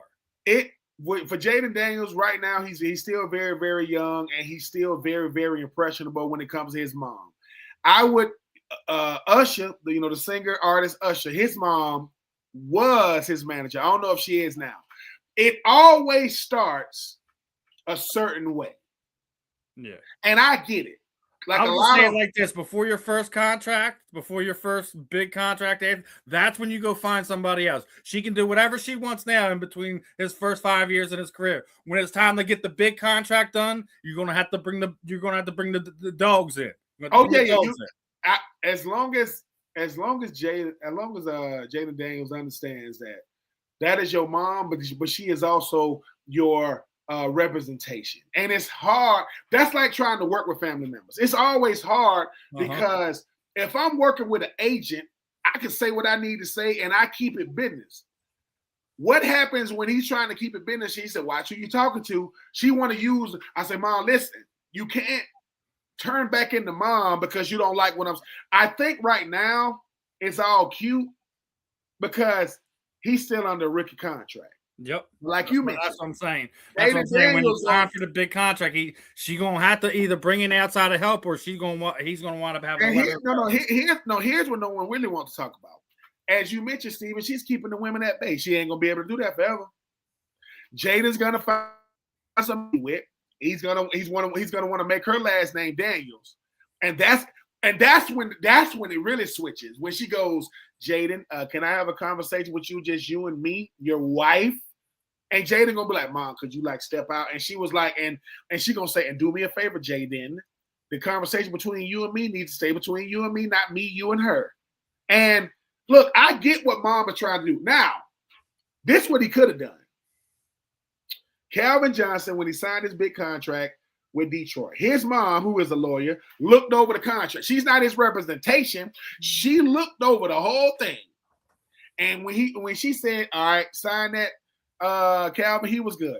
I understand trying to keep your mom close to the vest, but we got to grow as men. I can't really grow as a man when my mom is my representation because she's touching everything, which means she wants to be not just his agent, she wants to be his manager, his publicist, right? She wants to tell him, hey, we got this endorsement deal coming. They think it's almost like having full control over his life. But what is she gonna do? Have security follow him when him and the lady he's dating go out on a date? Have him back by 9:30? I get what it's, but you Steven, we know how this ends. That's the thing. It's like it starts like this, but it ends up, and we hope it don't end up like this. Man, me and my mom don't even really talk no more. Really? Yeah, man. Because no matter what, if his mom is his agent, that means I'm employing my mom. And here's the thing: is she gonna have other clients? Because if she's trying to essentially start an agency, a sports agency. Like Dave Mileetta and those guys, Drew Rosenhaus and my agent, those guys. It's like Joe Siegel and those guys. That's another thing, Steven. But it's like this, Steven. Me and you, we content creators. We create content. We own multiple shows, but when we come together for the fan in the end. So when people say, "Hey, Steven, congrats, Steven, too, man, you're gonna be doing other things," like Steven, you're like, dude, what? I mean, I'm always looking to elevate, but I'm not looking to elevate at the expense of the people I work with. I'm not on here with Steven so I can say, yeah, once I get something better, I'm gone. No, if somebody came and approached me with something, I'm gonna say, okay, well, you know the show I do, right? Yeah. Well, let me talk to Steven about it. Let me talk to Marv about it. Why you got to talk to them? Because you want us, right? You want us? Okay, so I need to talk to us, and we'll get back to you. You see what I'm saying? Because you can't offer me the bag when I know they want the bag too. And I think for Jaden, what he's not realizing too is, I said, Jaden, you're not gonna be the same 5 years from now. You're not gonna be the same dude. Yes, sir. Look, we all love our moms. All of us do that love our moms. But Mama, I can't have you a part of everything. You know what I'm saying? What you mean? What type of toilet paper I buy? I buy Charmin. Yeah, well, you need to buy. Wait. Okay, it's what I like. You know what I'm saying? It's just I like the intent, but it's always good to outsource your business so family stays family. That's all I'm saying. Family stays family when my business is over here and my family's over. When my family is my business partner, because Miss Daniels, they gonna try to come at you now. Yep. And you gonna be like, that's my baby. Yeah, well, your baby gonna have to play better. You see what I'm saying? We'll see, but because Vernell Brown II is a guy I played with at Florida. He became a certified sports agent. It's VB3. He goes to Florida now, and he's also representing Anthony Richardson. But he has an agent. So his son, it can obviously come under his agency, but his son isn't his only client. He's one of many clients. So if she's going to have a full-blown agency and Jaden's going to be one of many, that makes sense. But if you go and how many clients you got, Jaden, that's why yeah, a problem happening. Couple more football topics I want to get to real fast. We were talking about some of the best pass rushers in the game. We got to talk about Myles Garrett again. He needs to stop. He needs to stop, man. Somebody needs to start driving this man around. He needs to stop. He's got his ninth traffic citation since he's been drafted with the Browns. He was yet again speeding recklessly. I think he was going I think it was like 94 miles an hour in a 75 zone. Like, man, God, y'all ain't learning. I get it. The need for speed is real. I was there too. I've been there too. Especially when you got the car that it's fun to do it in. There's time and a place for that, man. Don't Jerome Brown yourself, my friend. Please don't. Yeah. Myles, I will say this, sir. Stop thinking that everybody don't know what you drive in Cleveland. Everybody knows what. And I know you probably got a car lot at your house. Congratulations on your engagement. I know your girlfriend. Fiance is like in the Winter Olympics. Congratulations. Here's the thing, Myles. You're taking advantage. See, when people start saying, why do I do certain stuff? It depends on who I am and what I represent. I am Myles Garrett. I am probably I am arguably the most famous person in Cleveland, right? Myles, number nine. Well, the fact that you still have a license lets me know that the NFL is every NFL team has a police officer or police officers that kind of help protect you from the police department in that city and in that state. Myles. What they didn't say is how many times the same police officer done pull you over. Like, Myles, really? Really? Because let me tell you why the Cleveland Police Department or wherever he was is in a pickle too. If I let you go, see, I'm giving you special privileges. If I cite you, they're gonna be like, oh, Myles, number 9. Like, I get if it was number 3. Number 9 means number 1, you ain't learned, and number 2, you don't care. I don't care. I'm gonna pay the fine. I'm gonna get out of it. I'm gonna speed off when I leave the police department. Miles, be careful, man, because I'm pretty sure you drive real fast cars. You ain't get pulled over in a Prius. You did not get pulled over in a Camry. You did not get pulled over in an Oldsmobile. You probably got pulled over in something that can get to 90 really, really. It probably don't feel like you're going 90. But Miles, be careful. And the Jerome Brown situation is, the Derek Thomas situation. Look, man, be careful. Because speed, going those speeds, if you hit something, that's it. The airbags and the seatbelt is only gonna make sure you don't make it. It's gonna buckle you all the way in to that situation. So yeah, 9 means you got a problem. You got a problem at this point.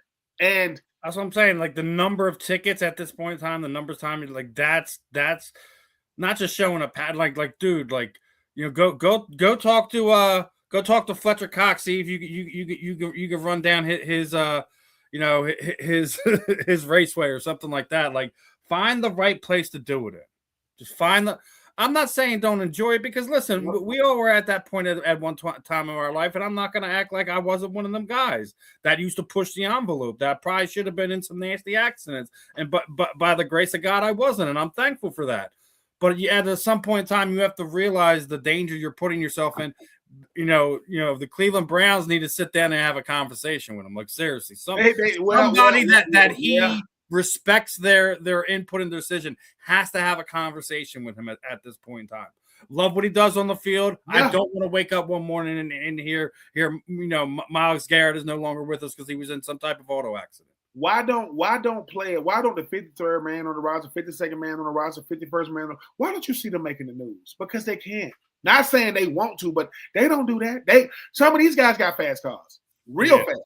Yeah. But they realize I am not here to wave a black flag over this organization. I don't want to be making the news for things that have nothing to do with football. I don't want to be a sore thumb. And for Myles Garrett, you are the face of the Browns. That's regardless of Deshaun Watson. That's regardless of Shador.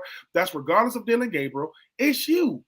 And if you just broke the sack record. Now you breaking records on the motors. Here, you just mentioned it. Call Fletcher Cox, call the Cleveland Motor Speedway and say, hey, how many times a month can I come out here and just let off some steam? Right? I used to go, when I lived in Nashville, Stephen, I used to go to the firing range. Now, they told us, when you go to the firing range, you let off one and you breathe. You let off one. Was I doing that? No. I come in. Yep, I'm probably having a bad day. I come in. I rent one of theirs. I could have brought mine in, but that barrel gonna be smoking when I get done. So I'll come in. They'll say that go be in. I'll get about 4 or 5 clips, and it's like something off a movie. I'm like do clip out. Do. I'll do it. Now, am I breaking the rules? Yes. Were they supposed to kick me out? Yes. Were they supposed to tell me not to come back? Yes. But none of those things happen because they go, Ben, yeah, so I am not putting myself in the caliber of Myles Garrett. What I am saying is you got to know when you can break the rules and when you cannot. And Myles, that ain't the way, man, because 90-something is what they said you was going this time. He's already been clocked at over 100. He's already been clocked at over 100. We gotta do better than that. Gotta do better. Yeah. And speaking of doing better, we were talking about your boy Pitts, right?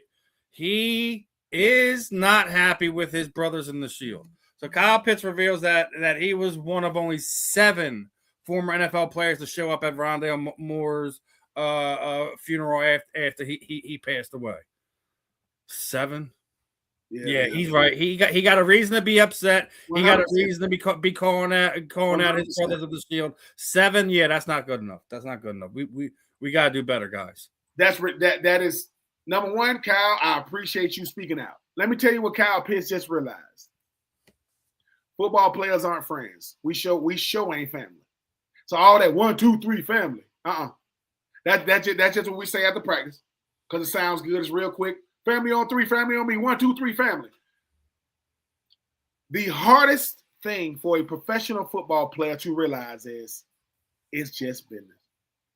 And it took me understanding that because college and pro don't mix. I loved my teammates in college, my recruiting class, the guys I got to play with, the guys that came before me, the guys that came after me, because they help you navigate college.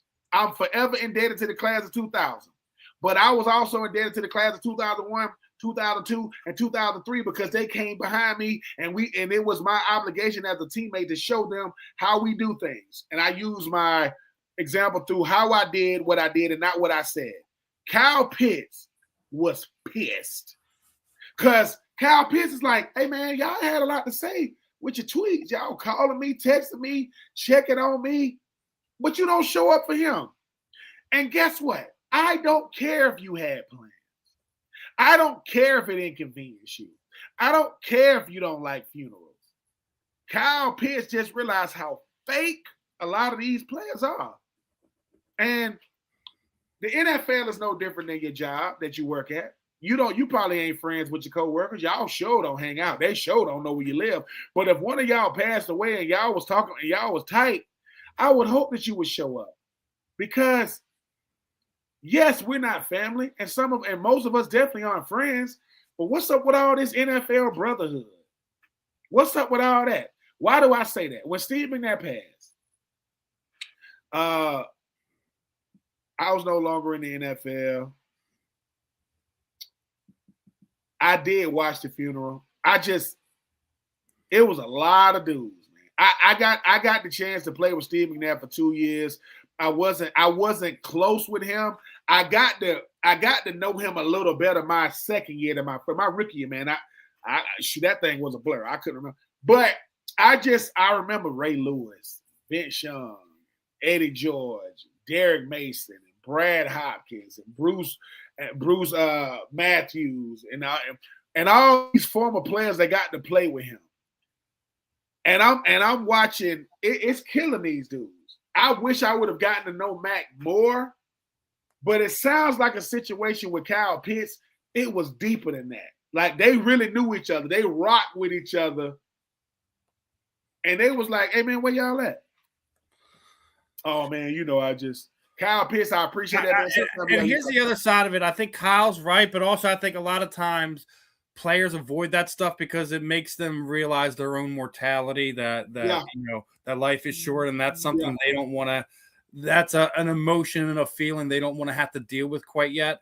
So, we all deal with that type of stuff in our own way. Some of them, maybe they sent a check to his family. Some of them maybe did took care of this, took care of that. That was their way of dealing with it. But I get where Kyle's coming from, because if that was really your brother, you'd have been there. So I mean, well, and Kyle could also be saying this. I think that's what he's really saying. Are we really cool? Because the way y'all did treat it run there, that's how I was there for this stuff. So should I take a step back and just keep it business, right? Because see, that's hard. It's hard when you build a certain way, Steven, and then you get to the NFL and they say, man, don't do this and don't do that. And you thinking they being me. I remember when I got drafted and we ended up with my rookie class, and we had a big old rookie class, man. I mean, we had 40 guys that was going to be coming back on the team. We drafted 14 guys in my draft class. I was the first of 14, and we had to cut one of our draft picks. They told me, don't make friends with these drafts. They talking about they talking about the free agents, and I'm like, well, what? Come on, bro. Because they saying don't get attached because they're going to be gone. And because most of us have never gone through cuts before. My first, so my rookie year, but I was tight with some of those dudes, man. They helped me get through training camp with the heat and the terminology and the coaching and just the stress of it. So if I'm talking to Kyle, which I am, I'm saying, dude, don't change who you are because they ain't who you thought they were. Be you, it's crazy. 10 toes down, staying on business, my friend. I want a couple more. I want to get through real fast. Now. This is a fun one, right? We all love our movies, right? Yep. So we came across this list. Now, we've seen a lot of football movies. So who are your best football players of all time in a fictional movie history, right? The funny part is there's an actual there's an actual person or two actual real people on this list. Is the funny part. Obviously, Bobby Boucher's up there. Rod Tidwell's up there. Julius Campbell is a real person. Julius Campbell's a real person. Earl Meggett, Vontae Mack, Paul Crewe, Petey Williams for the Giants, Deacon Moss, longest yard. Actually, that's a real football player, but that is a fictional person. Forrest Gump, Rudy, another actual person, right? I'm just sitting there saying, where's the guys from the program? I'm about to say, that's the first thing I was going to jump. Where's Alvin Mack? Where's Alvin Mack? Man, this thing here is cool, but who are some of your favorite not fictional players from some of our favorite movies? There's nobody in there from why am I forgetting the name of this movie all of a sudden? The one with Al Pacino. I'm forgetting. Any Given Sunday. Yeah, Any Given Sunday. Why is no one on that list, right? Why ain't Stephen Willie Beeman on there? Listen. Darnell Jefferson off the program. Oh my else, man. I mean, that he jumps out. Jesus Shuttlesworth, you know what I'm saying? Ray Allen on the program. On He Got Game. You can pick. I mean, you can pick any kid off the Little Giants. God, I was a Little Giants fan. I mean, Icebox. Any Icebox, you know what I'm saying? The Bad News Bears. I love them kids growing up. The Sandlot. Yeah. Smalls. That's the same guy. I will say this.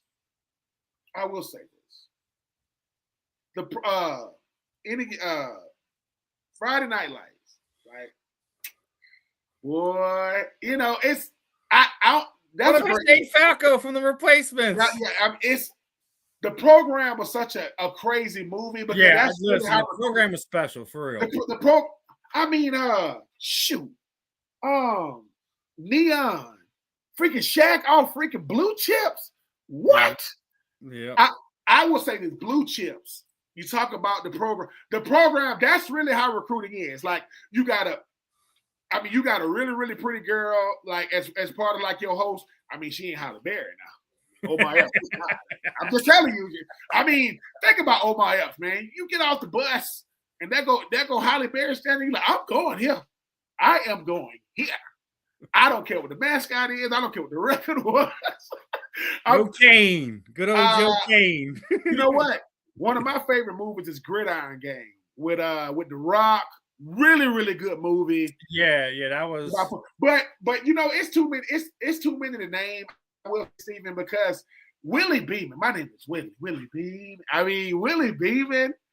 I mean, Lawrence Taylor was the freaking middle linebacker. Shark the boy, yeah. Bill Bellamy. Yeah, when the scene where he cuts his car in half is the funniest. He said, "Oh, you said on football, you got the offense and you got the defense. Don't you just take hold?" I said, "Did you? What do you get a chainsaw that big? Did you just cut my car in half?" And you know what's crazy? In a place like Miami, that is not far fetched. Cameron Diaz is the owner. Al Pacino is the coach. Dennis Quaid is the starter, and freaking Jamie Foxx is the backup. LL Cool J is the starting runner. Who are these? That's also not to forget. T.O. was in that movie. T.O. was in the movie. They got the sharks. They're going like this. Look. Any Given Sunday. Yes, it's sensationalized. Yeah, but it was beautiful cinema. It made you want to be a shark. It's a guy that his eye was on the field, and they pick it up and put it on some ice, and they kept playing. I mean, hey man, Willie Beeman is up there. Like I said, Jesus Shuttlesworth grew up watching Ray Allen. I mean, Darnell Jefferson, as I said. When you talk about Any Given Sunday, sunshine, you know what I'm saying? It just, you know what I'm saying? It's strong side, left side, Bertier. You know what I'm saying? No. So, yeah, This is right up my alley because Steven, as guys, we love movies. Our ladies walk around and go, why do y'all know these lines like this? No, why don't you know the line? You don't know the line in that movie? Or you like that helps us get through. We could be in a random place. Bobby will always be. Because Mama said, here go, medulla oblongata. Well, Mama said the reason why the alligators get mad because they got all the teeth but no toothbrush. What?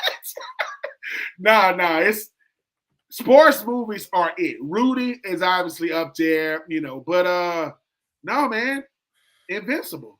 I'm sorry. Vince Papale, it will not get better than that. It's bigger than the fact that he made the team. It's bigger than that. It's you call your partner up there to try to help you get your car started up and ain't nothing wrong with it. He like, are you kidding me? Are you kidding me? You still go do your backyard games and you an NFL player. Dude, that's because to me, he goes, hey man, now that you a player, I know I got the Giants on Sunday, but I'm gonna see y'all later on tonight. I respect Invincible is Invincible. Yeah. Granted, we already talked to Vince. There's a bunch of stuff that didn't happen the way they happened. Things they said in the movie that wasn't fiction, but we go through that all the time. Like Moneyball. Like, I don't know if you seen your boy David Justin tearing apart Moneyball. Like he's like, none of that happened. None of that happened. David, listen, Moneyball and Invincible will make you root for the Eagles and the freaking A's. If you keep on watching it, you're gonna start doing something. People say, Ben, you ever think you could root for the Mets? No. Talking about anyway. No, it's but you know what? Rooting for. I got somebody who I'm rooting against in life moving forward. This is going to grind your gears, brother. So came across this one a few weeks ago. I think today's the kind of the right one. So Jason Williams with his hating ass, right, is basically saying there. Kobe was incredible, right? It was an incredible Laker, but there's no way he could put him in the top 10, top 15 all time. There's just simply no reason against it. How top 15, what are you talking about? He's at the least top 6. Yeah, Jay White Chocolate, Jay Williams. Listen, I know you went to Florida, right? I know you had a chance to play, I think with Randy Moss. You know what I'm saying? Listen to me, Jay Will. Listen to me. Don't do this. Like, I get it. You do the podcast and thing. You know what I'm saying? Don't do this. You can't say everything, you feel. Because it's a feeling. Feelings aren't facts. If Kobe Bryant, okay, Bam, last night scored 83 points. He's number 3 on the all-time scoring list. Who was number 2? Oh, that was Kobe Bryant, right? So Kobe scored 81 against Jalen Rose and them. He scored 83. Listen to me. Kobe Bryant has not 1, not 2, not 3, not 4, 5 of them things. Kobe Bryant, most people don't even know what the mama mentality is, but they believe what it is because Kobe is the mama. Jay Will, listen to me. Listen, once again. Opinions aren't facts, just like feelings ain't. If Kobe Bryant isn't a top 6, 7 player, who is? I get LeBron. I get Mike. Who are you going to put over Kobe? Over him? Well, I don't want to hear nowhere else. Well, Kobe won 3 in a row with Shaq. Shaq was a Finals MVP in all 3 of those, and then Shaq will go on to win another Finals with the Heat, where Dwayne Wade was the Finals MVP. Then Kobe will go on to win 2 more MVPs of the Finals without Shaq. Please don't do this. He was a lifer with one team. Paul Gasol, you know what I'm saying? Come on, man. Jay Will, love you, appreciated your game, but in the words of my daddy talking to my mama, you wrong. Yeah. You dead wrong. And I don't know where this is coming from. I don't know if y'all trying to get clicks. I don't know if you're trying to sell your new podcast or sell some merchandise. You ain't gonna sell it like this. You could go in any barbershop. You can go in any news station. You can go anywhere and say, Kobe Bryant's not a top 15 talent. That person's going to say, you're crazy. Stevie Wonder will tell you you're crazy. Ray Charles will say, you're crazy. and they can't even see. Stop it. Listen. I may be biased because he's a Philly guy, but listen, it's much further than that. Like it's like me sitting there saying that Emmitt Smith or Michael Irvin weren't Hall of Famers because they were Cowboys. It's like stop sitting there trying to make something the reality just because there's something that you don't like him. You don't like how he talked to you or like how he viewed you or what things that he said to you. Stop making your feelings trying to make them facts. That's not how life works. We gotta That's do that. not how life works. Listen. Keep your legacy alive. Kobe's anywhere between 6 to 8 all time, in my opinion. Kobe Bryant. Listen, it's a fluid thing because we can always make arguments for this person, that person. I said it's one of the things we can always. It'll be a never-ending conversation of debate for everybody. So. We always argue all kinds of stuff. We're still having this conversation that LeBron, people still think LeBron's the GOAT because he's won 4 championships in this era. That means nothing to me. Yes, he won it in a era that you have super teams. I get that, but how he's gone about his game and how he does certain things is why he isn't. He is a generational talent, but he's not that. Kobe Bryant, he it's just like Michael Jordan and his airness, as you were talking about, has that other thing, that it factor. He had that killer, willingness to compete, and it didn't matter who he was competing against. Yes. He had to be number one, and that's why maybe numbers wise, whatever, you can make arguments for other people. He is not outside of the top 10 NBA players of all time. Kobe Bryant. And there's a lot of people that deserve to be in that conversation. Yeah, Kobe Bryant did 2 things, Stephen. I'm leaving it this. Kobe Bryant, just like LeBron, said, "Hey man." Some people say, "Man, is he better than Mike?" I remember when it was a Kobe versus Mike, then it became LeBron versus Mike. And people always say, "Who should be the NBA logo? Should it be Kobe? Huh?" It definitely shouldn't be LeBron. If it wasn't, it's going to be LeBron flopping on the floor like a flounder. Kobe Bean Bryant did something that 2 things that he never did. He never cheated the game, right? And he never made excuses. Never. I respect Kobe for playing the game the right way, never cheating the game, and Kobe. Load management. Get your behind out there, man. What you mean you ain't playing tonight? Toward his Achilles and still finish shooting his free throws. Walked up to the line and shot them free throws and walked off. And now the other guys, anytime you see someone else do it, well, they screaming on the court, grabbing their leg. Kobe Bryant was a different animal in every sense. Kobe Bryant breaks his right finger. He tapes it. He started shooting with his left. He's a different. Jay Will. Yes, man. You got a great rapport, great reputation, great legacy. Don't do this. Yeah, right. Kobe Bryant not that good and not in the top 15. Stop it. You can't name 4 players better than Kobe. 4 of them. Stop it. Now, as we're up against the end of this one, final thoughts before we wrap this one up, Ed. Parting shots. The floor is yours, brother. Love the fact that we are in the midst of free agency in the National Football League. Love the fact that teams are positioning themselves to make the playoffs and win the Super Bowl. But here's reality. If you weren't a playoff team in 2025, you're probably not going to be a playoff team in 2026. If you can't beat the Eagles in the NFC, you can't win the Super Bowl. If you can't beat teams like the Kansas City Chiefs or the Denver Broncos or Lamar Jackson and company, or the Buffalo Bills in the AFC, you can't win it. So while perception look good on paper, football players have to play on the field. So I know it looks good. And until Howie Roseman stops making calls, be very, very nervous. Very nervous. We're going to see what happens. I'm good where everything's at. Hurts losing some of these guys, but comp picks you get back are always going to be Howie's go-to in these situations. You don't overpay to kind of retain your players at times. And, there was no way the Eagles was going to offer, Jalen Phillips that type of contract.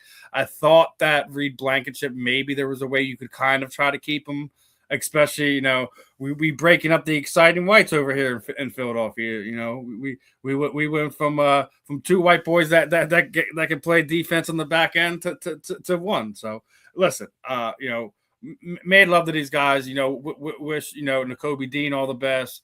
You know, wish Jahan Dotson all the best. You know, Jalen Phillips, you know, and obviously, you know, just talking about Reed there, you know, recomp that in picks and continue to draft well, and you know, we're gonna be all right. I'm not worried about this team just yet. Obviously, you still got to play the season, but if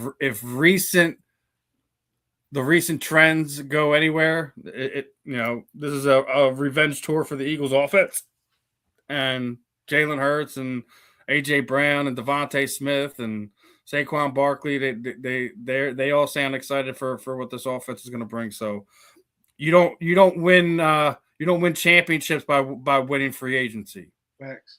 So, you know, you can't buy championships like you do in other sports. Baseball. But listen, yeah, always fun being on here with you, brother. And we're gonna continue to do fun things here on the network. You know, we're getting closer to our 2K subscribers here on YouTube. You know, more fun content, more giveaways. So appreciate everyone for tuning in, and you know, appreciate our you know, our sponsor Fight Wax. Again, you know, we're going to be doing some more fun stuff with them as well. So keep your guys' eyes peeled on what's going on, and becoming a regular now. Going to big shout out to you know, RM Dizzle 412 underscore the Mad Yinzer. He's been commenting on a few of our programs. So, you know, we may be getting some more regular guys in the chat there. You know, hopefully we can get some more people in there, start doing some more reactive streams to what we're doing that way. Love the content that we're bringing, guys. Make sure you're tuning in for all our programs, not just the fan and the end, not just, you know, Real and the Rare when I'm doing the combat sports interviews. You know, Inside the Pigskin, you know, the programming we got Wednesday and Thursday nights between Scott and our resident Bentley, Miss Candy. So yeah, we're gonna continue to do our things. Appreciate everyone's support. You know, and just stay tuned, my friends. We're going a lot more fun stuff here on. Man, praying for you and the missus, man. Praying for you and the missus. Yeah. And if Marvin, if you do catch this, you know, thoughts and prayers with you and yours, and hopefully it's a relatively easy procedure today, and you know, you guys are enjoying the rest of your evening, the week, etc. But as far as today, appreciate everyone's time. I'm Steve. That was Ben. This was the Fan in the End, and we will catch you guys next week, my friends. Peace on out.